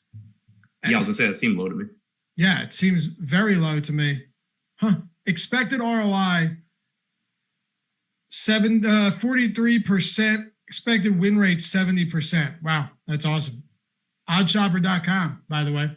Everything's totally free there. All of the odds. You can shop from every book, all the ones you want. Track your bets, set a watch list, search player props by name. Check it out, oddshopper.com. I think you'll like it. Use it. Fit it into your game. Any good sports bettor will tell you got to shop around for the best odds because that's how you sustainably win betting sports, especially in NBA, which is very difficult to do. You want to move on to Houston, or is there anything else you want to hit on for the Timberwolves? Yeah, I think we can move to Houston. All right. No, so John Wall's out. Do you even think Gordon returns this year? I doubt it. I don't think he does either. I don't know why you would. Me neither. It doesn't really make much sense at this point. Sterling Brown, who hasn't played since the 10th of April, is also out. Christian Wood had a one-game absence. He's back. Kelly Olynyk getting expensive, but he's playing quite well. Kevin Porter, Jayshawn Tate. First of all, let me ask you this. What do you expect the starting lineup to look like today? So I'm expecting that you get Kevin Porter. It's so tough because all these guys are the same and they don't care. Wood, Olynyk, Porter, Tate, and then I don't know. It could really be anybody else. Okay. Well, then let's move it forward on who you like here. I'm pulling up the boom bust tool, which someone just asked about. We use that a lot. It has the boom percentage. It has the bust percentage. And it also has the optimal lineups probability as well. All of that stuff is huge for us. We reference it in the show all the time. The ownership right now for the Houston Rockets since our last update is up there. I mean, Wood, Porter, Jayshawn Tate, Kelly Olynyk on DraftKings, all of them, on FanDuel, all of them pulling 24+%. It may have updated since I last checked, but you get the point. All four of those guys pulling 18+% on DraftKings. So this just aggregate ownership on Toronto or on Houston is clearly one of the highest on the slate overall. What do you think about all of these guys and their ownership today, how you approach it, and how much you think you'll get to? So my guess for the fifth starter is Armani Brooks, but it, again, could be anybody. But yeah, I mean, as far as them being popular, I think they should be because they have a really good matchup against Minnesota. They're not expensive at all. You're taking John Wall, obviously didn't play last game either, but you're taking someone with a 30+% usage rate and a 30+% assist percentage off the board. And you're bringing back Kevin Porter. You're bringing back Christian Wood. So you have these guys that are actually good fantasy producers. Like Kevin Porter Jr., Kelly Olynyk, Christian Wood are all between 1.15 and 1.2 DraftKings points per minute this season in the games that they played with Wood and Porter active. and Wall, Oladipo, Harden all not active. So, you're getting a nice bump in usage for Kevin Porter without Wall. You're getting Christian Wood's just been a productive player all season long. Kelly Olynyk's played really well since joining Houston, and he's contributing in every category. He's scoring, he's getting rebounds, he's getting assists. And with Wall out, you expect that you could see even more in the way of assists from Kelly Olynyk. So, all of those guys, I think, look good and are pretty clearly underpriced. Olynyk being at center, of course, comes with high opportunity cost. But Christian Wood, you can roster at power forward or center on DraftKings. You can roster at power forward on FanDuel, which is really, really appealing. So those three guys really stand out. You can roll the dice on Jayshawn Tate, small forward, power forward on DraftKings, only power forward on FanDuel. He's around the fantasy point per minute guy, a little bit shy without Wall or Oladipo on the floor, about 0.9 DraftKings points per minute. Probably plays 30 to 32 minutes here. And in the spot, I think that makes him reasonable, but a tick behind Wood, Olynyk, Porter, Armani Brooks, and Kenyon Martin at 4,300 and 4,100 on DraftKings, respectively. I'm expecting you get mid-20s in minutes from Martin. I'm expecting if Brooks is the one that starts, he gets 28 to 30 minutes. It doesn't make either of them stand out, but given the matchup and Martin being around a 0.82 DraftKings points per minute guy, Brooks a little bit lower than that, but probably play more minutes if he starts. They're both okay as value pieces, but I think the priorities here are really Wood, Olynyk, and Porter. Where do you think Kevin Porter Jr. ranks in optimal lineup percentage today? Ranks or the percentage? Where he ranks among the rest of the field. Fourth. First, 41.2%. Yeah, it makes sense. DraftKings sees point guard, shooting guard, which point guard's loaded, but shooting guard's not as much. And then on FanDuel is a $5,600 small forward. So those are your priorities from this one. And how many, I like to ask this because this is a question, you and I get all the time. It's all slate dependent, and there's a smaller slate, and it depends on how many actual healthy bodies are on the team or what the coach likes to run in terms of a rotation or maybe a condensed rotation. How many are you comfortable with having in the same lineup today? In tournaments, I'm fine with 3. There's so many good plays on this slate that I don't really feel the need to go more than that. In cash, whatever shows up. I don't think you would get more than 3, but cash, I never limit how many guys from my team. Okay. Luke says Kevin Porter ranks first in titty bar appearances. That is wildly untrue. Guarantee James Harden would be leaps and bounds ahead of him, followed by, who would you put second? Lou Williams? Yeah, Lou Williams. But he just likes the wings. Yeah. And but there's that video that just came out of Kevin Porter Jr. being with Sterling Brown. I know, I saw it. I'm just saying, in terms of how many? I swear, there's got to be 100 videos of Harden. Harden Hall of Famer. Yeah, J.R. Smith, that's a good one. Negro Loco for sure. But no, I get where you're coming from, Luke. I would assume he's up there, but James Harden's got a lot of years on him. You know what I mean? All right, you ready to close it out with Dallas and Golden State? Yeah. All right. I preach this a lot. Check the lines before. This isn't me selling anything. I've done that throughout the show, so we're good. Check the lines the night before. I sat up with my 8-week-old daughter last night, feeding her at 12:30, and got a bottle, and I'm checking the lines, and I check for ones that seem off.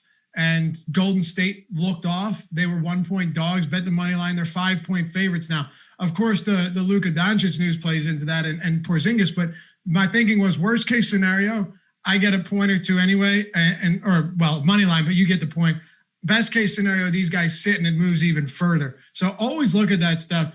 We see some wild swings and lines that actually come out the night before, and it's really advantageous if you know the game and you can jump on some of those. You'll get sometimes 3-4 point swings by the time you wake up. Nice little gift in the morning. What are you doing with the Dallas Mavericks here? Luka questionable. I got to catch my breath. Finney Smith questionable. Maxi Kleber, JJ Redick questionable. Porzingis and Josh Richardson, who sat yesterday, are both doubtful. Yeah, so really the only team that we're waiting on a bunch of news, and it's a mess because you have the back-to-back, you have all these guys that are questionable. A lot can change here. Assuming the questionable guys play, Luka, of course, looks good. Pretty big pace-up spot for Dallas, who's one of the slowest teams in the league. Golden State's been playing better defense lately. We've kind of seen them throughout the season, go from being good defensively to bad, back to good. They've been playing pretty well lately, but it is a pace-up spot for Luka, so he still looks like a good option. The normal reminder that he doesn't actually produce more fantasy points per minute without Porzingis. The usage rate goes up a little bit, but the actual production doesn't. So don't don't overvalue him, assuming Porzingis doesn't play, but he's still a good option here if he's able to go. Tim Hardaway Jr. has started the last couple of games with Richardson out, Richardson doubtful again. I assume you get a start from Hardaway. He looks like a good value to me because he's played about 30 minutes, 29 or 30 minutes in those starts, but one of them he didn't close. And then yesterday he didn't play at all in the second quarter. So there's still a path for him to get even more than those 29 to 30 minutes. Even if on average he's going to get around 30, there's still a path to him getting like 36 minutes. He's got a 22% usage rate with Luka on the floor and without Porzingis. It's 27% if they're both off. So he's someone that would benefit if Doncic does sit.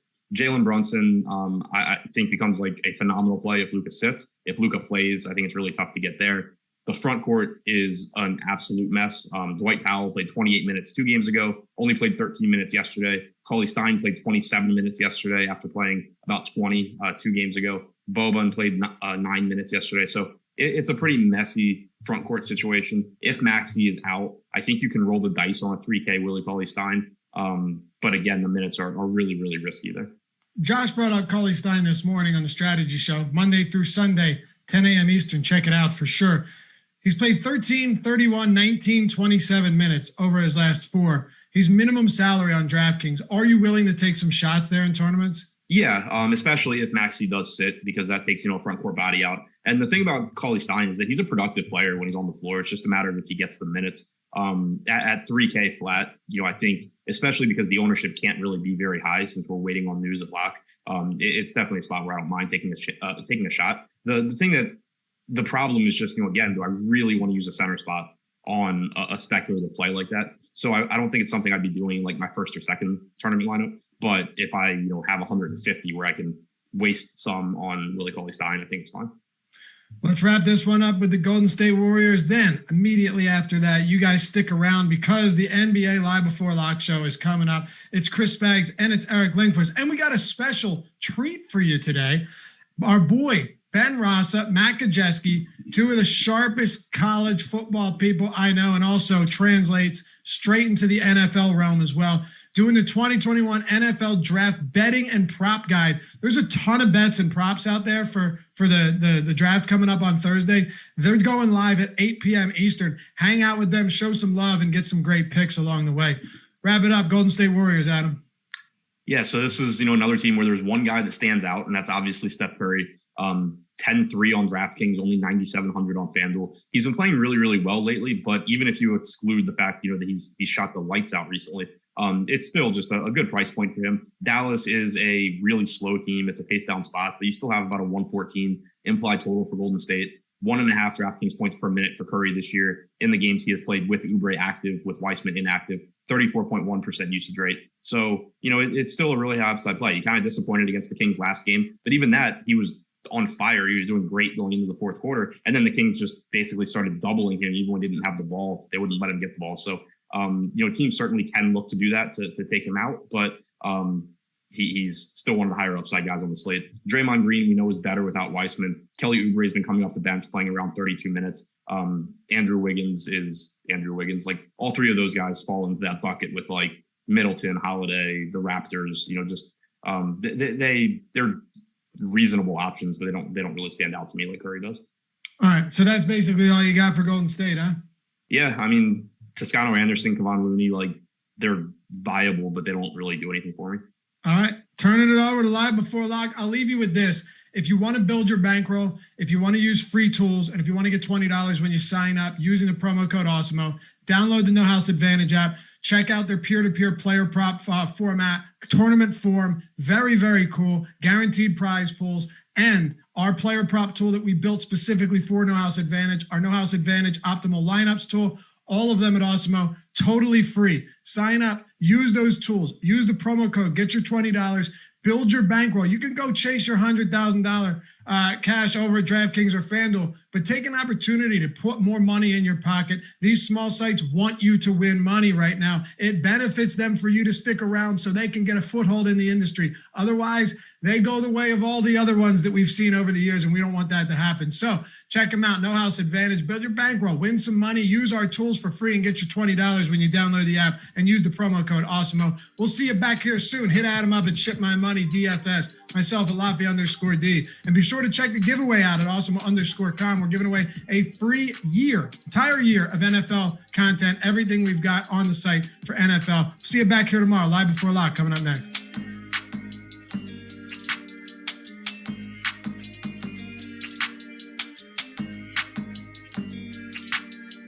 All right, see you guys. Later, boys. Thanks, Joe.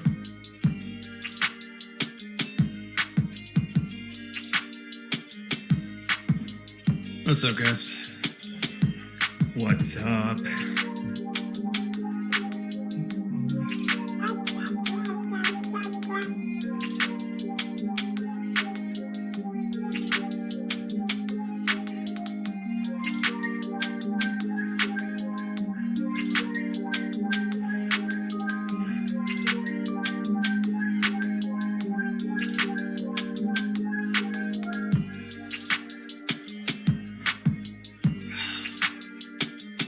Yeah, let's do it. Sir. Why even ask then?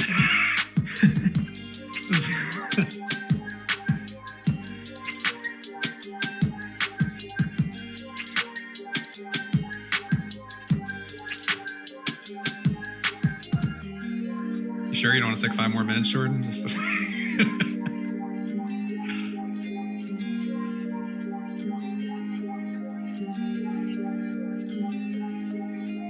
What is up, guys? You got yourselves about 1 hour left to lock on DraftKings, FanDuel, and our presenting sponsor, No House Advantage. So make sure you are getting those lineups nice and ready for all the things that are going to ruin them over the course of this next hour, because I'm Chris Spags, joined once again by a man who's no stranger to the danger of making lineups in the NBA DFS world. You saw him a couple hours ago on the tip-off. He's back for more. He's Eric Lindquist. How you doing, Eric? Doing well. I think we've got a lot of what we needed from the earlier games. We're still waiting on this Dallas news. Should be good times. Chalk Kent is in the house. Let's get to work. And speaking of getting to work, there's one place I like to get to work, a site that always piques my interest, as our great friend Kayla Knierim would say. No House Advantage. Let's talk about our sponsor over there, is putting a different spin on daily fantasy sports by offering player prop contests across the NBA, MLB, NFL, and PGA for cash prizes. It's exclusively peer-to-peer fantasy sports platform. It's going to level the playing field for you and make it easier for you to win cash compared to the traditional DFS sites. There are over 500 player props offering. No House Advantage is the largest provider of player props in the industry. And the best part is that new users get a $20 deposit match bonus when they use the promo code Awesemo upon signing up. So go over to nohouseadvantage.com, download No House Advantage in the App Store, beat your friends, not the house, and go play over there with the promo code Awesemo to get $20 free. And actually, let me just take a quick look here at the No House Advantage props for the day, because we're not doing the bonus show, but some of the top props, according to Awesemo, look like the over on Evan Fournier's points and rebounds and assists prop, 14.5. That is an inefficient line for the situation today with Boston. No Jason Tatum, who else? No Kemba Walker. This is what happens when you freestyle too much here on the ad reads. But Jaylen Brown, his over on points and rebounds also looking pretty good. So build around Boston seems to be the approach on No House Advantage today. And make sure to check out the projections for No House Advantage on Awesemo.com. You get the optimal lineups page as well if you want to just pull some lineups to make it easy for yourself. And Eric, let's start to talk about the slate here, because I mentioned Boston, but I think there is one injury situation in Dallas that's going to be even more important for us. And I know you are a man that likes to plan around late swapping. Dallas, how are you handling them today? Because I know yesterday they were a priority for you, trying to see how they were going to turn out. And we ended up getting that news early in the day. Today, who knows how it's going to go on a back-to-back with Luka questionable, all the other guys who might not be available as well. How are you feeling about Dallas, and how are you preparing for the situation? Well, yesterday it was a good thing that news came out early, because I think I would have been even more sunk than I was on a bunch of those lineups, because none of them really came to fruition in a meaningful way. It's not like I was rostering Trey Burke in that spot.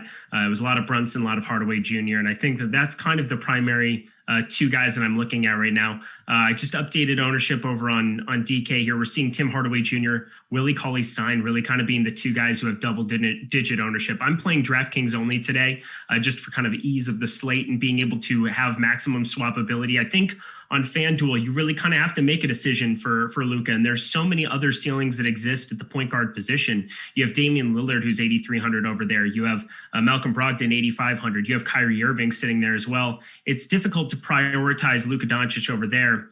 But on DraftKings right now, you're telling me that I have 6% Luka Doncic. up against Golden State in a night hammer in a TNT matchup. I'm right now kind of labeling it in as if he's playing, and I'm going to be well over the field on that at the moment. And I think because Steph Curry exists in that same game, it's not like I'm going to get stuck with a bunch of issues trying to get swapped out of there. Plus, there's another game that starts half an hour earlier for Houston, so I can turn that into Karl Anthony Towns if he does sit, as long as he's in my flex position. I should have no problems being able to maneuver around it today.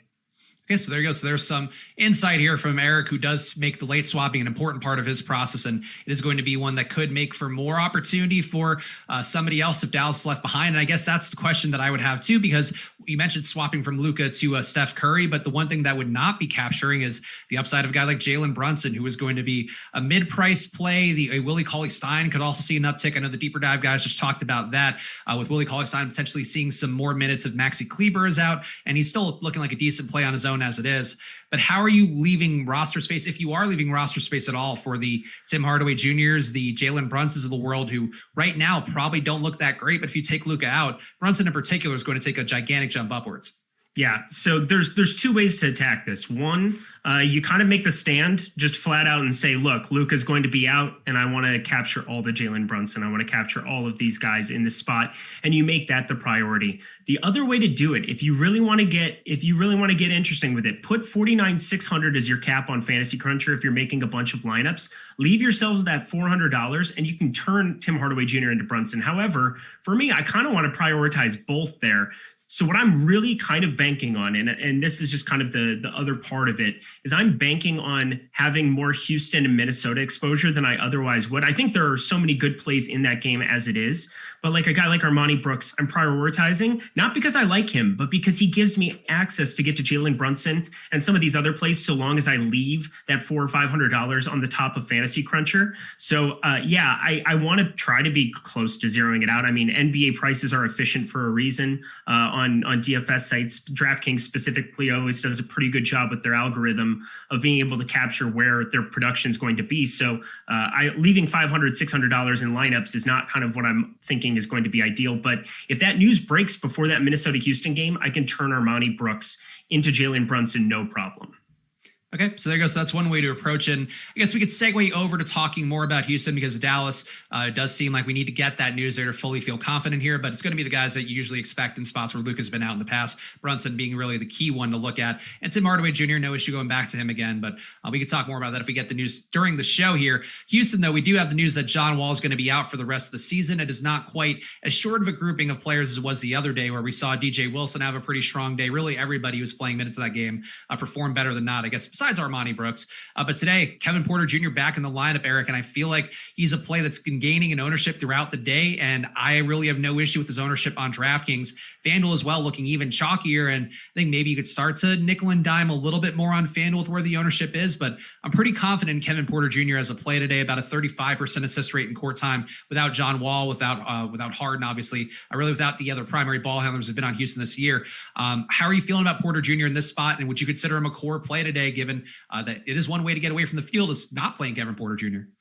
He is my favorite play on the entire slate, and he is my highest owned player on DraftKings right now, coming in at 69% of my lineups. Nice, enjoy that, like it. There's really nothing you could possibly say that isn't going to be a positive for him here. We see that assist rate jump up. We have multiple games where we've seen him get up to even around 40 minutes. It's a guy that they're continuing to give him opportunity, continuing to give him run. And now you take John Wall off the floor. Christian Wood helps, I think, probably boost his assist rate even a little bit more, just naturally thinking about having him on the floor as opposed to some of the other, not idiots, but some of the other just not good basketball players that idiots, would be around him. I don't know why that was the word. I don't know. I was insulting their intelligence. That's not what I was getting after. But they are bad basketball players on the other side. But Kelly Olynyk can knock down open threes. Christian Wood is a good basketball player. I believe he goes in the bucket of good basketball players that I like watching play, and that definitely meaningfully makes the team better, which isn't necessarily the goal when you're resting John Wall for tanking purposes. But Kevin Porter Jr., no reason that they won't give him all the run he wants to, usually sitting around mid-20s in usage pretty much every single time out. Really, really love him in this spot. And I think 6,500, you're getting a steep discount on a guy who should be priced more around 7,500 to 8K for his opportunity.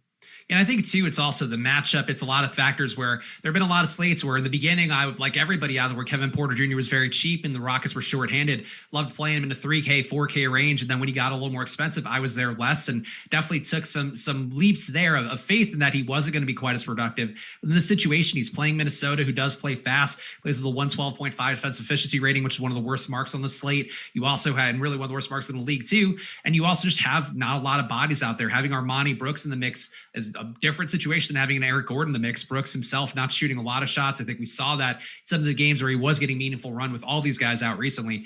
Porter Jr. to me, I think this is a spot that I project to be about a 1.2 fantasy point per minute guy. The Awesemo's projection actually a little more bullish as well. Just a strong play today. And I know people in the chat already pointing out the Chalk Kent memes from earlier in the tip-off show for Eric, but this is one place where I think Chalk fine. I really don't have an issue with it. And Porter bust, so be it. But he's really you mean like the best plays on a slate? How dare I? What am I? Honestly, what the audacity that I have to come on this show and tell people to play the best plays. It's amazing that I am the way that I am. It truly is. Somebody in the chat asking here, Jay Truth saying, why do you assume they'll just give him these minutes on first game back? Part of it is that they sort of need him to. I mean, Armani Brooks, I suppose, could take more minutes, but he really hasn't been that great where I think he's deserving of taking minutes away from Porter Jr. But also, it wasn't really COVID for him, I don't think. Like, I think he was just one of those guys who had the close contacts and or false positive testing because he wasn't out for the usual 10 to 14 games. That seems to be the big news tell for me, Eric, is that when those guys get De'Aaron Fox could be out 10 to 14 days, that means he actually has COVID. Yeah, Dr. Ben Rasa might be able to speak a little bit more informed on that. He would know the exact time frame as the doctor of DFS that he is. But I definitely agree with you there that I don't think that we're looking at a deal where he might have had it. It was 8 days ago that he played on the 19th. There's also some precedence that we have for him coming back from injury and being inserted and immediately playing low 30s minutes. Where is that? I know that it was pretty recent. It was like in March he was out. So he was out 6 games. He got hurt in the OKC game on March 21st, came back on the 27th up against Minnesota there, ended up playing 31 minutes right out of the gate. So I like the opportunity that exists there for him. That was a 6-day layoff there, and I have no problems getting to Kevin Porter Jr., projecting him for low 30s minutes. And in that, like, he's just going to project out phenomenally well. And it is, we got a lot of requests in the chat, by the way, for the Eric Lindquist voice. And here's the thing. I love giving the people what they want. I learned years ago that after, trying to be my own man, really just give the people what they want to see on a show every single time. Here's the issue. Not enough likes right now for me to be dusting off the Eric Lindquist voice. So I would love, it would bring me great joy. We have 2,500 people, almost 2,600 people in the chat right now. If you guys can get to 1,000 likes, I will say whatever people want in chat in the Eric Lindquist voice, whether it be about Eric himself, whether it be about... No, that's not the deal that we're making. First of all, I can't believe I thought you were going to say something nice and be like, I just don't want to pull that out in front of Eric too much. Like, I want to keep him... You're not worried about hurting my feelings at all. Like, you're actually all in on that. I mean, shocking. I know. It seems I take such tender care of your feelings normally. But I heard chat was some fun during the chip off, and I was like, I'll just kind of meander my way in. Their first name I saw was Chris Spags, something about making fun of Eric. I was like, close laptop. We're not going to look at that anymore. Well, there was some heated debate in the chat, I guess, of whatever was. I don't even know what was going on. But I was like, let's focus on what brings people together, which is making fun of Eric, and I agree. So let's prove that theory right. Get to 1,000 likes, and honestly, I'll take 3 requests from the chat that I will say, as long as they're not anything too rude. If we get to 1,200 likes, I will mock my voice that you do of your impression of me. How does that sound? Get the people what they want. I think that's it. 1,200 likes for that, or just a simple 1,000 likes. And in addition to, I'll give you guys the top 5 owned plays on DraftKings and FanDuel at the halfway point of this show. Alex Marziani, that is an inappropriate question and a rude one. We don't take asking. Honestly, I'm not even going to go into it. Either way, go ahead. Why not? Why not give him the attention he deserves? Right? Isn't that what he's looking for? He's a weird character. I was going to say a weird guy. I feel like he's been making a lot of oxy jokes in chat recently. Been doing some weird stuff recently. So hilarious. Oh man, subject matter matters. Anyway, hit that like button, guys. We'll talk about some ownership coming up here, but let's talk about the rest of Houston, a chalky team. So we know how Eric's going to love every one of them. But for me too, I am fully on board. I will be the Shrek chalk donkey of the day because Christian Wood I find appealing. I think I'll have a about with the field, maybe a little bit more, maybe a little bit less, depending on where the final ownership number goes. Kelly Olynyk has been one of my guys since he's been on Houston, where if Christian Wood's been out, he's been fantastic. If Wood's been in, he still has tournament upside. This situation too, he's really been assisting at a higher level on court time without John Wall, and also the rest of everybody else in the backcourt for Houston. His numbers have taken a jump up, usage rates up, assist rates up. I think he looks good. Jayshawn Tate's the one I'm not getting to, Eric. I feel like he's a player that maybe people will lump in with these guys, but I think Wood, Porter, and Olynyk, three guys who produce at a really prolific rate in Houston that I'm comfortable with. Do you feel like any of them are a tier below the other two, I guess, out of the Houston big three? Or if you like Jayshawn Tate too, feel free to throw him in the mix. Yeah, I don't really like Jayshawn Tate. I'm surprised his ownership is where it is. I think it's a product 6,100, possibly because you're able to play him over at a power forward spot, small forward, power forward. Maybe he's getting a little bit of a bump because of that, but I'm still kind of leaning on the side of waiting on other news that I think can open up and be a little bit more positive to be looking at there. I'd rather go to Jaden McDaniels at 3,600 in the exact same game for 3K, whatever less, and allow me to pay up for some of the ceilings. If we're going to go really stars and scrubs, I think playing a 6,100 Jayshawn Tate is just kind of a casualty of those type of builds. So I understand why you're not getting there. Christian Wood, you get up to 8K and we know the kind of ceiling that he has. Now you're taking John Wall off the floor. As you said, everything just profiles much, much better for him there. Coming in at 20% right now. Like, I want way more than that. So I'm going to prioritize him for 2K more, go cheaper for a guy like McDaniels, some of these other pieces that can exist from Dallas later. And there's really no point in overexposing yourself to Jayshawn Tate. So here, speaking of McDaniels, I think that's a decent transition here. And we need to talk more about Indiana because they do have no Goga Bitadze today. In addition, no Sabonis, no Miles Turner, those injuries we've had for a little bit here. But I want to jump to that next. But Jaden McDaniels is a guy I just want to hit on because based on how I was viewing things in Fantasy Cruncher, I think people are going to get to him a lot today. And in a way that I don't know that they should for a guy who's been about a 0.7 fantasy point per minute guy, did play over 30 minutes last time out, does project for 30 minutes today from Awesemo. And maybe there's something I'm missing here, but I think he's one of these guys that I've been pointing to a good amount recently with the Cam Johnsons and Torrey Craigs yesterday on the tip off. And these guys who just don't produce that well, who are getting the uptick in minutes that aren't even the most secure in the world. I'm trying to avoid a bit more, at least, not get crazy with the field and the ownership they're going to have. McDaniels is 20% right now projected on DraftKings. Wouldn't shock me if he got higher. How are you feeling about McDaniels as a potentially chalk play? And one of those that I think could sneak up by the time the slate locks, where would it shock you if he were 33% owned just because people think he's an easy value play in a day where there really aren't any?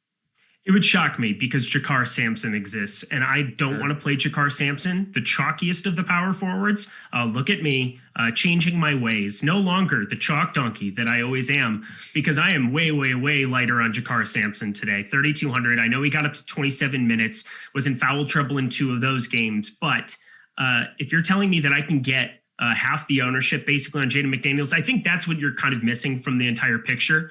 You're a sharp guy. I'm not saying that, you had 2 baseball shows today. So give yourself some slack here.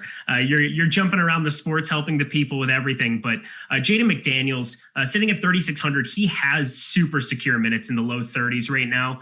He's played that for 4 consecutive to mixed results. But on the entire year, Jaden McDaniels, a decent enough 0.7 fantasy points per minute isn't pretty by any means, but low 30s, 3,600. The game environment is really kind of the deal that matters the most. Highest total sitting there for the Rockets in a while, 234 sitting there, second highest total in the entire slate. Minnesota is just such a great matchup for them. It also works the other way where Houston's not going to be able to stop anything that Minnesota's doing there. Rebound rate has started to come up a little bit. Beasley off the floor. They're giving him extended run. Minnesota, they keep winning games now when they're not supposed to, which I don't enjoy as a fan of the team. But Jaden McDaniels really kind of the guy who sticks out as the best value. He's underneath 4K. If you want to pivot onto somebody who's going to be very low owned comparatively, and you think that those minutes aren't secure in the low 30s, you got to play some Naz Reid in your life because he's actually a decent fantasy point per minute guy, been playing like high teens minutes. If you were to see any kind of a boost to his 1.1 fantasy point per minute rates over here on the year, that's the guy that you want to be really targeting in tournaments, who's going to be super, super low owned. So 2 guys to really kind of go against the grain of my chalk donkey ways. Yeah, I think the thing with McDaniels that just worries me, and looking at even last game's popcorn machine breakdown, which good way to see the guys' various court time, who lines up with what, who's filling in for whom as a backup or a direct backup. And Vanderbilt, to me, it just always seems like he could play a few more minutes. And I know you mentioned Naz Reid. He also, the second half, Jaden McDaniels came out, Naz Reid came in. The first half, it was Vanderbilt coming in for McDaniels. And that to me is just one of those concern points I have with a guy like McDaniels, where it's so easy to imagine him getting lost in the mix with, Edwards usage, Towns usage, Rubio assists. Then you get Russell usage. And then if you have just, Vanderbilt running hot or Naz Reid running hot, all it takes is a couple more minutes of Jaden McDaniels coming off here, where if he lands at, 28 minutes instead of 31, I think he becomes a much worse play. So just to me, I agree that Jakar Sampson is going to be higher owned, but he's also been producing at a better rate on the year too. 0.82 fantasy points per minute compared to just under 0.7 for McDaniels. I just feel like McDaniels to me would just be like, I'd rather take Jakar. I know Jakar hasn't been great for people, but at least he's had foul trouble. At least there's a pathway for him to sort of be needed. Whereas like, do you need Jaden McDaniels? I don't think you do. $400 difference. It's pretty negligible. I'm getting half the ownership for almost the exact same play. I think there's already like a path for this to be like, I don't necessarily need the $400. I think it's going to be pretty easy to go Starsy and Scrubsy as it is. For me, it really just comes down to Jakar Sampson isn't somebody who's going to go out there. You said 0.82 fantasy points per minute on the entire year. Yeah, that's decent enough. I guess we did just get some news that Jeremy Lamb's ruled out here from the One News God, which I don't think necessarily affects Jakar Sampson, but it's one less body to have out there. Somebody else that can't grab rebounds. I don't know. For whatever reason, Jakar Sampson just isn't popping up for me the way that I'm building. You can't play everybody popular. You got to kind of take some stands here and there. You can get to a little bit of everybody, but out of my 190 lineups, I'm well below the 25% that we have on Jakar Sampson, and I'm just a little bit over on Jaden McDaniels. So comparatively, it's about the same amount, but it's kind of like apples and oranges. All right, we also got apples and apples, whatever. I don't know. Hey, look, all the things, all the fruits, put them together. Kevin Durant expected to start Tuesday and have his minutes limit increased, so played 28 minutes last game, so you could maybe pencil him in for 30, though honestly, wouldn't be shocked if he just played 28 and is capable of playing more, but keep that in mind for any minutes projections you have out there. Bruce Brown had at least 2 games. There was some other news that came through. Raptors lineup, Lowry, Van Vliet, Anunoby, Siakam, Birch, no surprises there. We also got about 7 minutes left till the halfway point of the show, and our guy Steven Leibovitz, I think, raised a good point where I'm going to give away the top 5 owned plays on DraftKings and FanDuel, but the way to really combine this all together, to bring it together into the rich milieu that we like here at Live Before Lock, is that if you get to 1,000 likes, I'll do that in Eric Lindquist's voice. So there we go. We can bring it all together. Top 5 owned plays on DraftKings and FanDuel in Eric's voice if you get to 1,000 likes. So hit that now. A couple super chats to hit on real fast, so we'll jump back to Indiana. Paul Akizi asking, I think going balance is the way today. Can you rank your favorite 6K point guards and shooting guards on DraftKings? Russell, Graham, Smart, Porter Jr., Dort. Ranking them, I think for me would be Porter Jr. Man, I like all those guys except Dort, honestly, but Porter Jr., Smart, and Graham, and I think would be kind of 2A, 2B, Russell 3, Dort 4 for me. Yeah, Dort is dead last by quite a ways. I don't think it's even like remotely close. I know that we've seen some crazy spiked upsides from Dort. It tilts me to absolutely no end because I just won't continue to be there. OKC is not trying to win basketball games, and putting Dort on the floor right now, for whatever reason, he's just been a walking heat check, but this shooting is going to cool down. And when it does, you're going to see some ownership flock to him that it shouldn't. I guess he's coming in at no ownership here at the moment. So that would be the one reason to maybe take some stands, but you're talking about Kevin Porter Jr. with no John Wall kind of running that offense, starting from the top down. Yes, please. You said Marcus Smart was the other guy kind of in that mid 6K range. He's the most popular of them, but again, he kind of should be 0.93 fantasy points per minute. Sees a little bit of a boost with everybody off the floor there. It's him and Jaylen Brown and really nobody else for Boston today. So happy to go that direction as well. Looking around at these other pieces, like don't play, did he say Terry Rozier? No, it was just Dort. I think there was no Rozier in that group. Okay, it was Russell, D'Angelo. Oh, Russell. Okay, so D'Angelo Russell's actually a good talking point too, because I am much lower on the field than D'Angelo Russell today as well, and I know he projects out phenomenally well. He's had 4 games where he's just kind of started to put it on of late. Crazy 12 assists, was really super involved, but on the second half of a back-to-back, I'm kind of just penciling in Cat for the eruption spot today, and I'm going drastically over the field there. And I think that there is, not that there's like complete negative correlation by any means, but in basketball, the only stat that's shared is assists. And I really do think that this is a Karl Anthony Towns eruption spot. Coming off of back-to-back games, playing against Rudy Gobert, now getting Kelly Olynyk and Christian Wood, this is going to be like a Swedish massage for the guy. Like, he's going to go out, put up 65 plus here, and I want to be invested. Yes, I said Swedish massage. You can't, like, why not? It's going to be very comfortable. It's going to be easy. He's got little dwarfs running around trying to guard Karl Anthony Towns. This is the day where he goes completely nuts. I think D'Angelo Russell sees a little bit of a drop. I still think I'm going to get to a little bit of him, but I'm going to be underneath the 25% that we're projecting him for, that you're going to so lovely read in my voice later. Old Deshaun Lindquist here loves a good massage, but I would say overall that, I get where you're going with that. And I guess the one thing I would say for Karl Anthony Towns, one ding to him would be that he's going to have to go up against that gigantic Jaden McDaniels day that's coming. So that's really would be one concern for Seriously, me. The passive aggressive needs to stop, Sir Spags. I'm just leaning into the McDaniels bit. It's really not about you as much as digging my heels in. So when McDaniels does put up 40 today, I can then have to be sad about that on shows in the future. I will take 28 from him. I will take 28. And I think that's a reasonable ask. And Towns, I agree, very solid play as well. We got one more super chat to hit on real fast that just went away from me. It was Birch or Jordan. Do you know what that one was? There was. I see it here. Scrolling up. Birch or Covington FanDuel. That was. Well, I mean, those are like very. Let's see what I have here.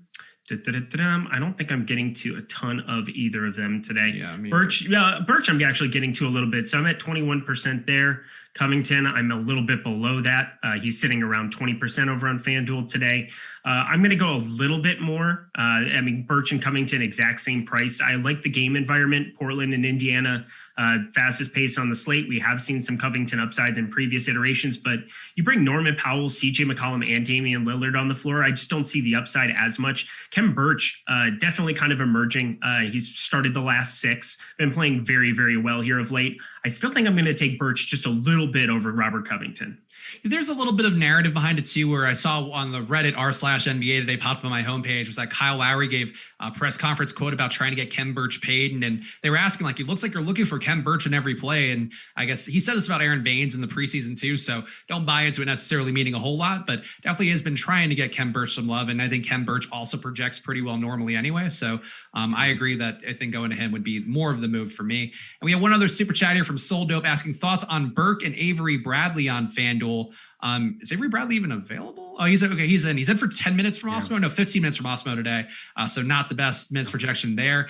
And Trey Burke, I guess you could sort of make the narrative arc that he did come into that game the second half, pick up meaningful run because they need another playmaker on the floor. But I do think that's a leap of faith I would make. So really, Eric, neither guy jumping out to me, but do you have a lean between Burke and Avery Bradley? If there's one or the other, it's Burke by a landslide. And it's not that I like Burke as a standalone option. Burke came in at the beginning of the second quarter because Sacramento was just destroying Dallas in that game. They got off to a 20-3 start. If you look over at that popcornmachine.net, they got off to a 20-3 start.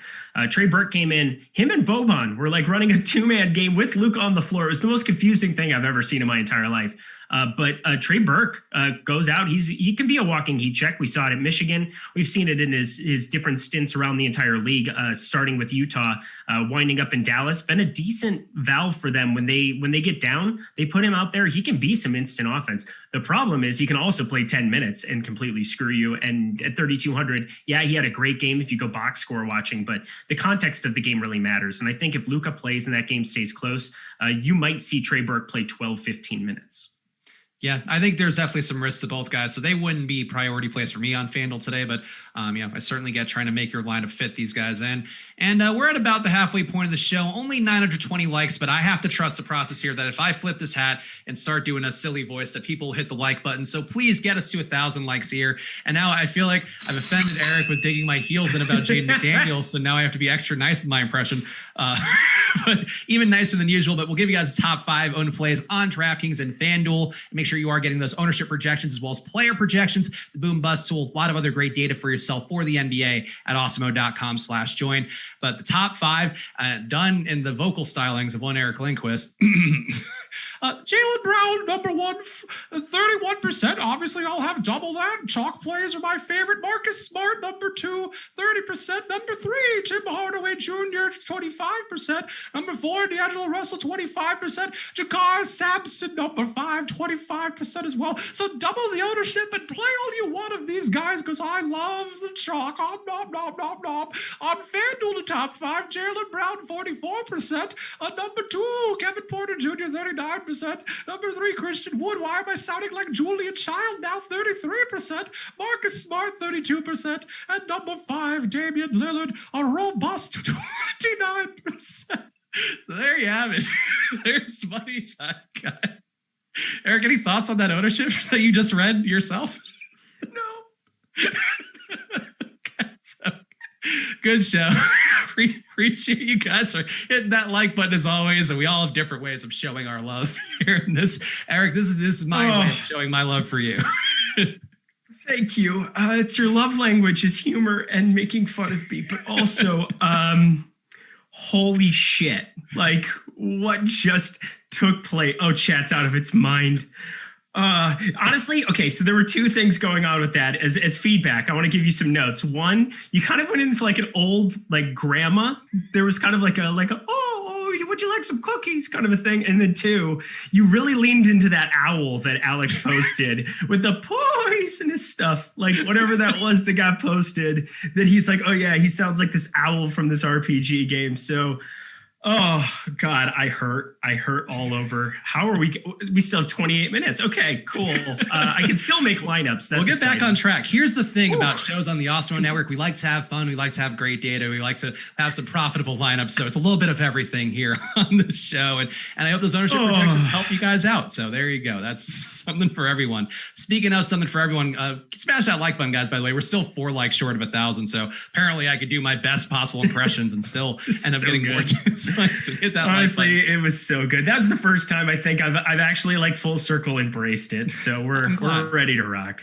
All right, so let's use that power positivity and get to Indiana right now because they are going to be an important team on the slate. Yep. No Goga Bitadze, as we mentioned earlier in the show, which sucks because he was going to be in a lot of my lineups and looked like a great value play once again, but he's missing his star turn right now because O'Shea Brissett's getting all of it. And I think today on the slate, the ownership might be taking an upturn here for him, and I'm actually going to make sure that it hasn't gone up anymore because that's going to be an important data point here.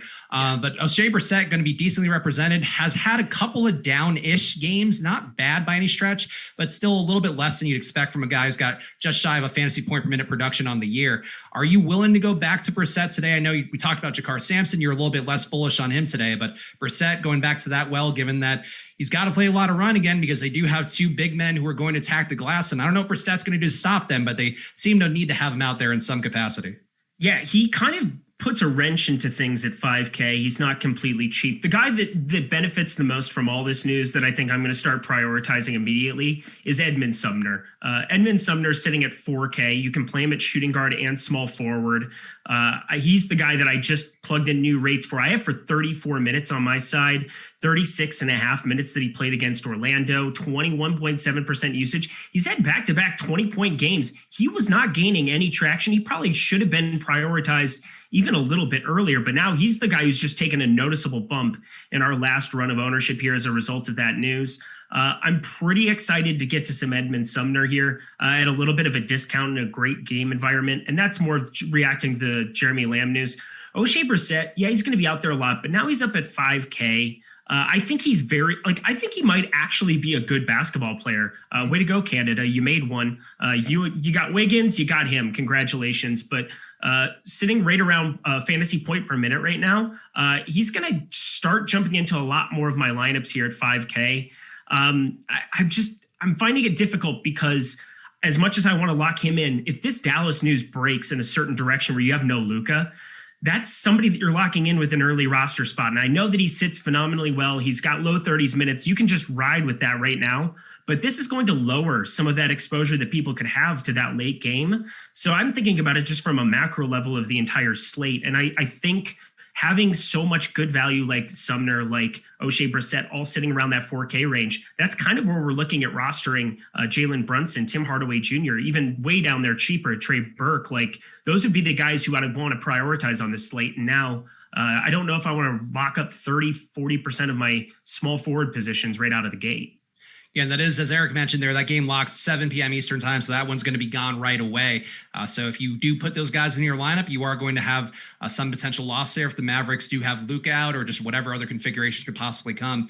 And I think, to me, it is some degree of risk. Brissett, too, one thing that jumps out to me looking at his numbers right now, he's definitely going to regress in his shooting from the floor. And it's not like, he's not one of these guys who's just been, shooting 30% usage, getting a ton of shots up, but 68% true shooting for him. He's historically, going back to last year, been a 53% true shooter on the floor. And he's certainly, I'm sure, made some improvements, but it's a pretty big jump that does scream a little bit of regression for me. So if you are looking for a reason to fade Brissett or just come under on Brissett, I do think that for me, it's that's one thing you could point to. But I'm with you on Edmund Sumner. I think he's a solid play. The minutes seem pretty secure. Awesemo has him in for 30. Jakar Sampson, I think you could still take flyers on the 22% ownership. That's what Awesemo's projecting for. I don't love it, but I do think, he has been a little bit hamstrung by foul trouble recently. That's still something for him that he could have a decent day here, even as a 0.82 fantasy point per minute guy on the year, as we talked about earlier. So that sort of sums up the cheapish guys for me here. But I have to say, Malcolm Brogdon, another play that I will be heavy on again today, just because the rates for him in court time without Sabonis, he rebounds a lot more. And he's not Russell Westbrook, but an 11% rebound rate's a pretty big number, along with a 31% assist rate. So I think Brogdon is one of those guys that maybe people don't want to take the rising price. The ownership for him going to be under 20%.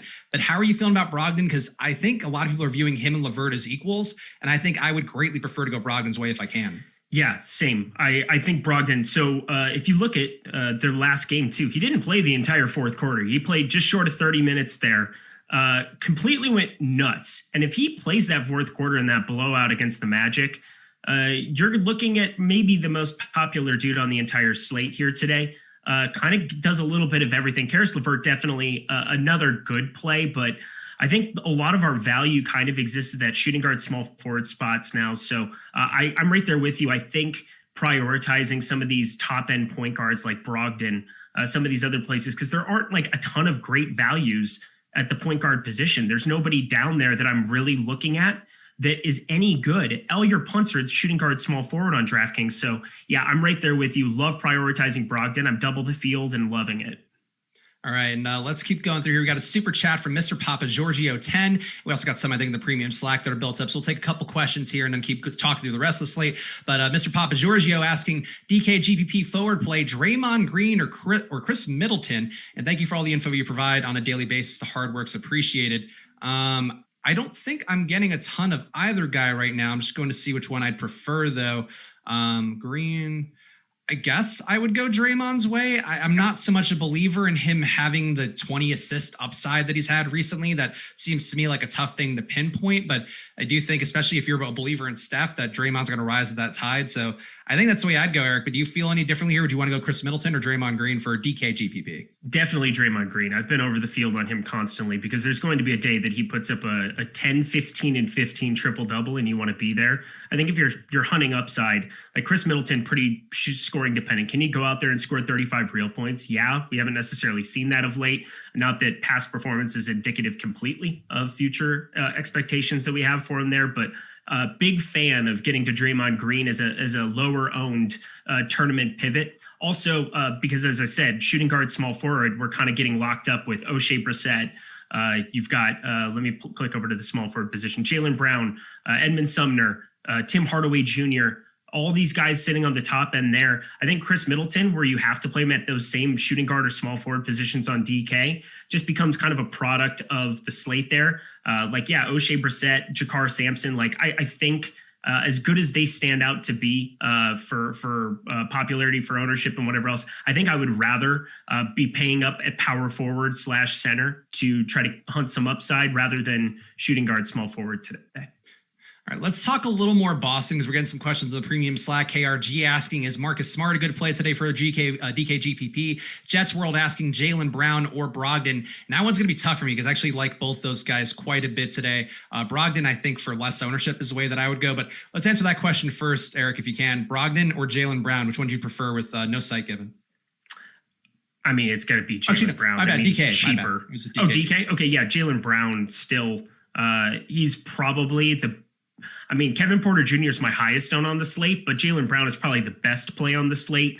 gets all the opportunity. 1.18 DraftKings points per minute goes up to 1.33 when you take Kemba and Jason Tatum off the floor this season. We have a large sample size, long track record of such things sitting in that direction for him. Very difficult to get away from that. You're basically getting a 10K player for 8,400, and I'm very interested in hunting upsides. So I'd rather go to Jaylen Brown there. There are other point guards around Brogdon, as much as like we basically identified Brogdon as a guy we want to go over the field on, but you do have Marcus Smart, D'Angelo Russell if you want to do that, Kevin Porter Jr., and those are all three options that are cheaper than Brogdon. They carry pretty high upsides as well. I just think Brogdon maybe has 55 or 60 sitting there, which is why I'm there, but so does Jaylen Brown, and I would say more so than not, he outperforms Malcolm Brogdon straight up today. I think that's a reasonable take. And I would actually I agree. I have Brown projected for more points than Brogdon, which makes him a better value play as well on DraftKings. He's a little bit cheaper, but just a little bit less ownership, or a good amount less ownership. Only 18% ownership projected for Brogdon compared to 30% for Jaylen Brown. So I think if this is one of the spots in a DK GPP, I wouldn't mind going to Brogdon just to get less ownership. But Brown's going to be a better play. Clearly a game for cash games. You're starting, I think, anything you're doing today with him and Marcus Smart should both be, I think, core parts of any cash game builds. But Brown, a strong play today. As Eric mentioned, some of the numbers there, 35% usage rate in court time. I think actually some of the numbers might be a little bit higher. I think I knocked him down a few 42, I think was the number that I saw yesterday there for a little bit. It was, I was kind of bouncing around because you have to take some other guys off the floor there too, like Robert Williams and whomever else. So the rough approximation is around 35% for him for the year. Yeah. And then Marcus Smart too does get a boost upwards. And I think he's a guy for me, I don't mind getting to today just because his rates take a jump upwards with no Jason Tatum, with no Kemba Walker out there, 23% assist rate, which is not that much better than usual. Actually, that's pretty close to usual, but a 23% usage rate for him is enough to get there, even though Evan Fournier being back in the rotation is going to take some of that away. I think Smart's another solid play. I don't have quite the same belief in his ceiling as I do Jaylen Brown. But Eric, how are you handling Marcus Smart? Another very chalky play that on paper has to look good no matter what site you're looking at. I'm at the field because Marcus Smart makes me uncomfortable pretty much every single slate that he's popular. I don't want to lose because of him. I also don't think I'm going to necessarily win anything because of him. So sitting with the highest ownership at the point guard position, one of the names that you so lovingly read off earlier in your soliloquy of me was very nice. Marcus Smart, right at the field, and I'm fine with that. Also, why is Canada coming after me? I like Canada. I love Canada. I think you omitted some Canadian basketball players like RJ Barrett, Andrew Tristan Wiggins. Thompson. You have like Jamal Murray. You have Shai Gilgeous-Alexander. But like, I mean, don't come comparing the two. I mean, America has like outrageous number of good basketball players, and Canada. Yeah, you've got RJ Barrett too. I guess I got to throw. Did I say him? Kelly, I saw in the chat. Yeah, right. Chris Boucher, I guess, would be Canadian, wouldn't he? Is he technically Canadian? I think he's from Canada. I would have to double check that. And he's probably my favorite basketball player in the entire league. So I have to give my proper shout out. Don't give me that look, Jordan. Chris Boucher is so fun to watch play basketball. Electric dunks, goes out, walking heat check. Absolutely love it. Yeah, he's back there giving me grief behind the glass.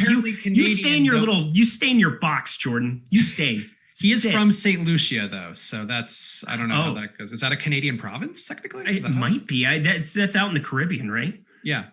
Okay. Also a fine band as well. I would have to double check. For some reason, I know he obviously plays for the Raptors. Maybe that's what I'm thinking. But I feel like he plays for the national team. I would have to double check that. I don't have time to look for these things. We have things to get to. I apologize. I love Canada. Oh, Canada. There you are. Let's talk about the rest of the Celtics here because people may want to play some Peyton Pritchard. To me, he is a non-factor on the slate today, only a 20-minute projection from Awesemo. I think also having Jabari Parker in the mix cuts some of that second unit usage that in a way that I don't love. Evan Fournier, though, I think you can make the case for, and I did keep his rates from where he was in Orlando because I'm going to assume that's just kind of the player he is. I think Awesemo maybe gave him a little bit of a jump upwards in usage based on what I'm seeing with the projection, but that's just me guessing here. But Fournier does project decently well at a reasonable price point. So how are you handling him? Do you see yourself getting exposure? Is he anywhere near a priority for you, like a Brown or even a Smart? Pritchard? No, Fournier. Oh, Fournier. No, he's not. And again, now that's just because we have Sumner. We have Hardaway Jr. Fournier, I do like getting to, like, he can't be this bad. Like, he can't be this bad. If you went out there, we saw multiple times with the Magic where he'd be sitting around 5K and he'd go for 40. So yeah, I am fine getting to a little bit, but not a priority for me in the way that Sumner is for $1,000 less, or Tim Hardaway Jr. for $600 less, who could become one of the best plays, period on the slate if you get Luka out, and is already profiling phenomenally well as is. So Evan Fournier, again, you could say this about so many guys, just kind of a product of the rest of the slate in general, because the value that sits a little bit below them is going to look more enticing to be able to target some of the higher ceilings and ghost stars and scrubs. Yep, I think that seems like a good way to view it. Got a couple, actually one last question here, which I think is a good way to close out the Celtics. But Swanson79 asking, Smart, Fournier, and Brown in the same lineup, okay? I think it's okay. I think you are getting maybe closer to diminishing returns, but if I got that in a crunch, I wouldn't necessarily run away from it unless I was getting it in every crunch. Yeah, that's fine. There's so many ways to be going on this slate. I think. What is your highest owned small forward on this slate right now? Let me go back to Fantasy Cruncher. For me, it looks like it is going to be Jaylen Brown, 75%. Okay, so you have Jaylen Brown. For me, it's Kevin Porter Jr. and then him. Again, we have so many fantastic small forward plays that exist here, more so than on an average slate. So, I'm not even positive what the question is here. Somebody just said that I hate Canada. That's not very nice. I love Canada. Just stop it. Always walk your way into these minefields. I was going to say, I come into the YouTube chat streets. I'm trying to help the people out. And it turns on me because I say one thing where it's like, you have him and Wiggins. Congratulations. Just don't like Andrew Wiggins. He didn't help my Timberwolves whatsoever. Not doing much for my DFS lineups. It is what it is. Here's a question from Tall to God asking, what do you guys think about Damian Lillard as a last piece for a DK GPP? And I do want to talk about Portland a little bit more because I thought Adam and Laffy raised some interesting points about Yusuf Nurkic and the size advantage he's going to have. But Lillard, let's talk about first, because on FanDuel seems like a very good price point for him. I don't mind buying in on that against an Indiana team that's been playing worse defense, playing faster. Also, it's a 242 combined total in this game. So really everything looks good for Lillard in that perspective. But the FanDuel price, I think, more appealing. On DraftKings, I don't know that I'm going to get a ton. Actually, I could check my exposure for that. But I think Lillard's a fine play. I got a 2% on DraftKings, so not very much. But Eric, how are you feeling about Lillard? And give me the thoughts on DK versus FanDuel, where it is two completely different plays. Yeah, so FanDuel, absolute priority if you're playing over there today. Hard to get away from a price tag that's actually $200 less than Malcolm Brogdon. 8,500 and 8,300 looks great there. 9,100 right now, not even getting into the high teens of ownership. I think on DraftKings, I'm a little bit, like a tiny bit over top of the field. Again, I'm making a bunch of lineups, so I'm naturally going to get to a little bit there. But I still think between Kevin Porter Jr., playing at the point guard, shooting guard position there, we have some of those mid 6K guys that we talked about. And then Malcolm Brogdon, who is going to be $300 less. And I pretty much am profiling of about the same guy at the moment. I think they have about the same, I don't want to say like they have the same upside, because we've seen Lillard put up some ridiculous games here in the past, but I think more so than not, they're closer to a 50-50 proposition. And I think taking the $300 and putting it to use elsewhere to get up to another ceiling of a play, like again, Karl Anthony Towns is a priority for me today. And looking at some of these other centers between Olynyk and Nurk, Giannis Antetokounmpo, who we haven't even talked about, we know the kind of ceiling he has, coming in under 15%. I'm never not going to be over the field on a 14% Giannis Antetokounmpo on DraftKings. But Damian Lillard, 9,100, he's just fine, but you can't play everybody 25, 30%. And so he's kind of a casualty of the slate for me for that perspective. Let's talk about Yusuf Nurkic too, because he has had 2 games over 50 fantasy points in his last 2 outings. And this spot against Indiana, you would think he should be able to get what he wants inside. I have some concern that Indiana's, like they've been doing, just going to run the pace up enough to play Nurkic, at least to an uncomfortable spot. And between that and me, I gave him a boost in his rebound rate and also a little bit of usage. He doesn't pop up enough for me to change my overall constructions enough. I'll be with the field on him, with him on DraftKings, it looks like. But how are you handling Yusuf Nurkic? Because I thought they did make a pretty good case about just in terms of sheer size. If he had a 2020 day, it wouldn't be shocking. But I do think going against Memphis is a bit of a different benchmark to hold him to, because playing inside against Joe Val is going to be a pretty comfortable position for him to get all the boards. I just don't know if he's in the best situation overall. If minutes wise, I worry about the security, I guess is my main point about Nurkic. I'm worried about the position in general because Karl Anthony Towns, center, sitting there. Nurkic and Olynyk are right next to each other. We got to at least talk about Dallas because their front court is an absolute mess. But I think that there is an outside shot, and I'm going to say it's greater than 10% that you get Boban starting. Played 8 minutes and played very, very well in that second quarter. It was like 8 or 9 minutes that he played in that second quarter. And I don't know what it is that is starting to like make me think this, but I'm looking around at some previous history as we're talking here, situations where they've started Boban. And if you're going to go out and try to like punt this game, like if Doncic ends up off the floor and you talk about prioritizing which Mavericks you might be wanting to look at, like Willie Cauley-Stein just got done playing 28 minutes. On a back-to-back, I have a feeling he takes a little bit of a drop in those minutes. Powell played 28 previously, then played, 19, 20 minutes yesterday or something was kind of the number, like right around that. Was it a little bit less? Something tells me that Boban is starting this game against Golden State. And as a product of this slate, I don't know if I want to be locking in a center at 4 p.m. Right now. We've got lock in 9 minutes here. I don't know what it is that really makes me think that I want to keep those center spots open to try to mix and match and make things work. I'll have Karl Anthony Towns in a bunch of lineups.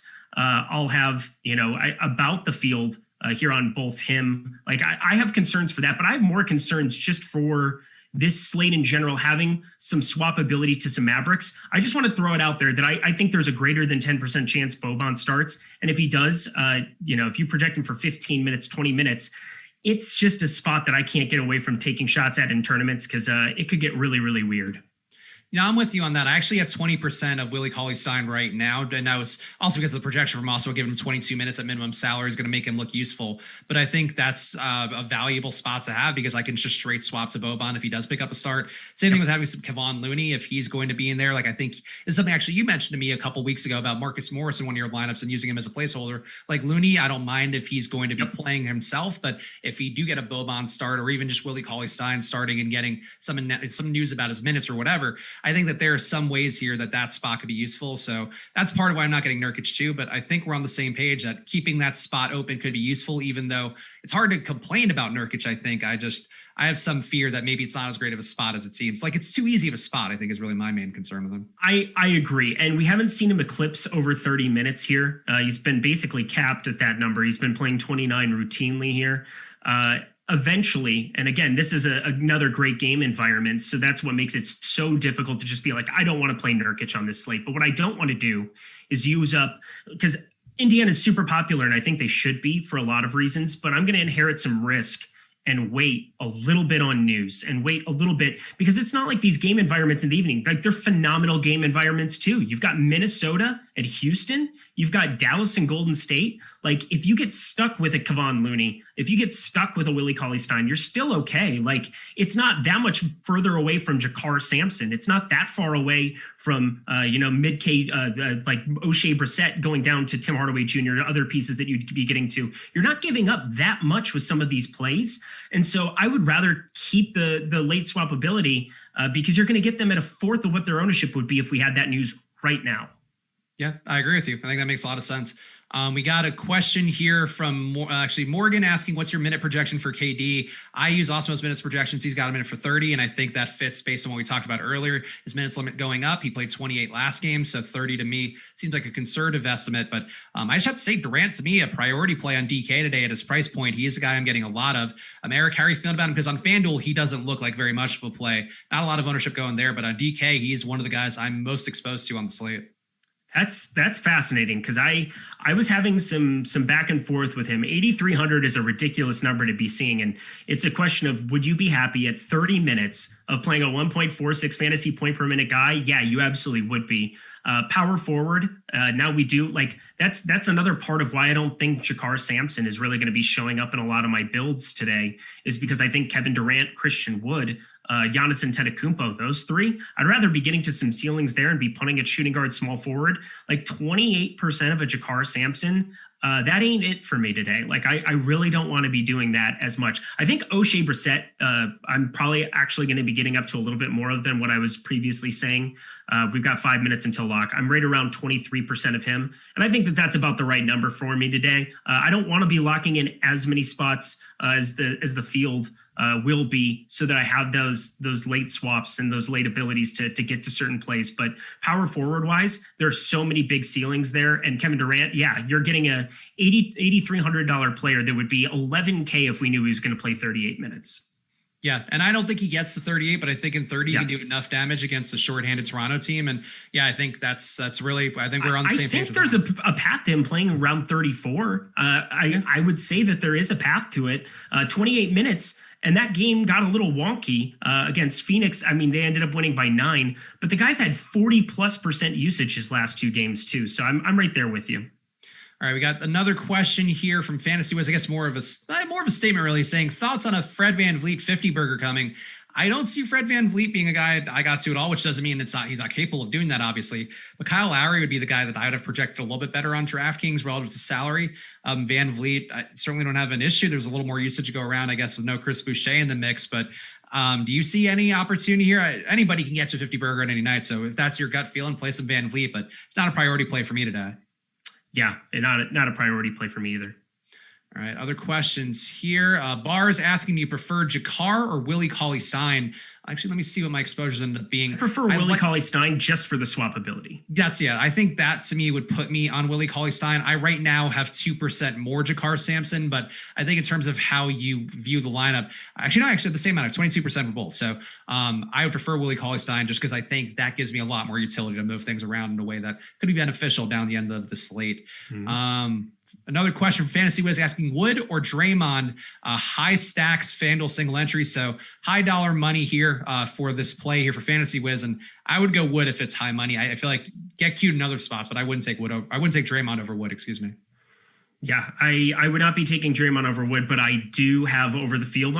That's the beautiful thing, is that you don't have to get to a lot of Draymond to be over top of the field. And that's why it's such a valuable thing to be using something like the boom bust tool, where you can see that Draymond Green does have boom potential at 7,400 still, regardless of what that ownership ends up being. Like under 5% Draymond is about the times that you want to be like, I can get to 8% and be over top of the field. And that's a very valuable thing to have in a game environment where if you do get Luka out there, it could be a lot closer. It could be a lot more contested game. So Draymond Green, definitely somebody to take a look at it, getting over like 4.5%. And Mr. Moneybags asking D'Angelo Russell and Willie Cauley-Stein or PJ Washington and Tim Hardaway Jr. for a DKGPP. I think I would go Russell and Willie Cauley-Stein. Yeah, I would too, because they're the 2 late games. So if you give me either or that are pretty close, take the 2 late games that give you roster spots. Yep, I think, we are on the same page with that. Looking for any final questions. We got a super chat from Jamazoid that our Jordan sent and I had pinned as well because it was an important one, of Canadian greats Rick F., Tristan T., Kelly O., Wiggins, Murray, SGA, Clark, Boucher, Nash, Trey L., Dylan B., Brissett, Barrett, Nikhil Alexander Walker, Birch, and Dort. So those are all should we list off the American players now? Is that the next part of the equation? LeBron James, Michael Jordan, everybody else. Yeah, we could be here for a while. So Dr. James Naismith, I believe, was Canadian, but before he brought the really? basketball, that's amazing. Springfield, Massachusetts. I've been to the Basketball Hall of Fame out there. Good times. Let's see. Last question here, last either or from the premium Slack: KD and Looney or Woods and Brooks? I think he means Wood. I like Wood. I like Wood. I don't like the Brooks part of that, so I would go KD and Looney. Yeah, KD and Looney. Yeah, that's I like all it. right. Let's go back to the YouTube chat, see if we got any questions in here. We got one super chat from Arkathelza. No Charlotte on DK. They've been playing well. Probably step up in a big game. I do have some Devontae Graham. I didn't land on a lot else of Charlotte. I think they're a team that I'm honestly a little worried I have them overprojected today, but Washington, I think, looks okay on the hope that he gets center minutes again. And Devontae Graham, I think, shocking me with how good he looked today. but still not the highest confidence play for me. But Eric, how are you feeling about Charlotte here? We didn't talk about him much, but what are you getting out of Rozier, Washington? I guess really anybody here. There's a lot of guys. Okay, you can make so I just screwed up on my. Let me get this through. Okay, cool. Okay, I accidentally had a bunch of Brad Wanamaker, and I just turned that into Trey Burke, and I'll deal with it after the show. Whew, that was a good catch. I had 23% Brad Wanamaker. That was an absolute accident. So I just swapped into Burke, and I'll be fine. I'll be able to make that work. But yeah, Devontae Graham. I think he's probably the best play on both sides. Terry Rozier has been priced up a little high for what we could expect from him there, but PJ Washington, definitely somebody that I wanted to get to as well at the power forward spot. Yeah, I think I'm with the field on all of these guys, but it wasn't anything where it was a priority, just kind of a symptom of the slate and these guys' price tags, but no issue with them at all. And we are locked now. So one last shout out to No House Advantage. Again, no House Advantage show today, but make sure you're playing there on every single day because they've had a lot of overlay recently. They are a site trying to get people in the door. That's part of the appeal over there. While they also offer a deposit bonus to you guys when you do sign up. So use the promo code Awesemo to get a $20 deposit match on your first deposit over there and just play there. We have the projections on the site that make it very easy. You can just take optimal lineups if you want, upload them into CSV, or you can hand build them yourself. But either way, lots of ways to make money on No House Advantage with the joys of prop betting combined with DFS. Also, make sure to stay tuned to the channel. I believe it's coming up in an hour. We have, it's an hour. Ben Rasa, Dr. Ben Rasa, the money doctor, ready to help bring his expertise to the realm of NFL draft betting and prop bets out there, along with Matt Kajeski, a guy we haven't had enough on the channel recently, but did a great job for people during March Madness. Also, fantastic football mind. He is bringing some of his college football love to the NFL draft show with Ben Rasa. So tune into that coming up 8 p.m. Eastern, 5 p.m. Pacific. Follow at Eric Lindquist. Eric, give people the plugs here besides that they should be following you, of course, on Twitter at Eric Lindquist. Well, make sure you're following me over at Eric Lindquist. I play DFS and I write the Slate Starter article and I do the Slate Starter podcast with Right Back every night. Poisonous snakes. Couldn't do it better myself. Follow at Eric Lindquist. Follow at Chris Spags. Follow at Awesemo_com. Shout out to our producer Jordan, as always, keeping us on the straight and narrow. And we appreciate all of you guys for hanging out with us and dealing with all of our whimsy on the show. But stay tuned. NFL Draft Show coming up in an hour on a separate link. So check out Ben Rasa and Matt Kajeski then. Bye, guys.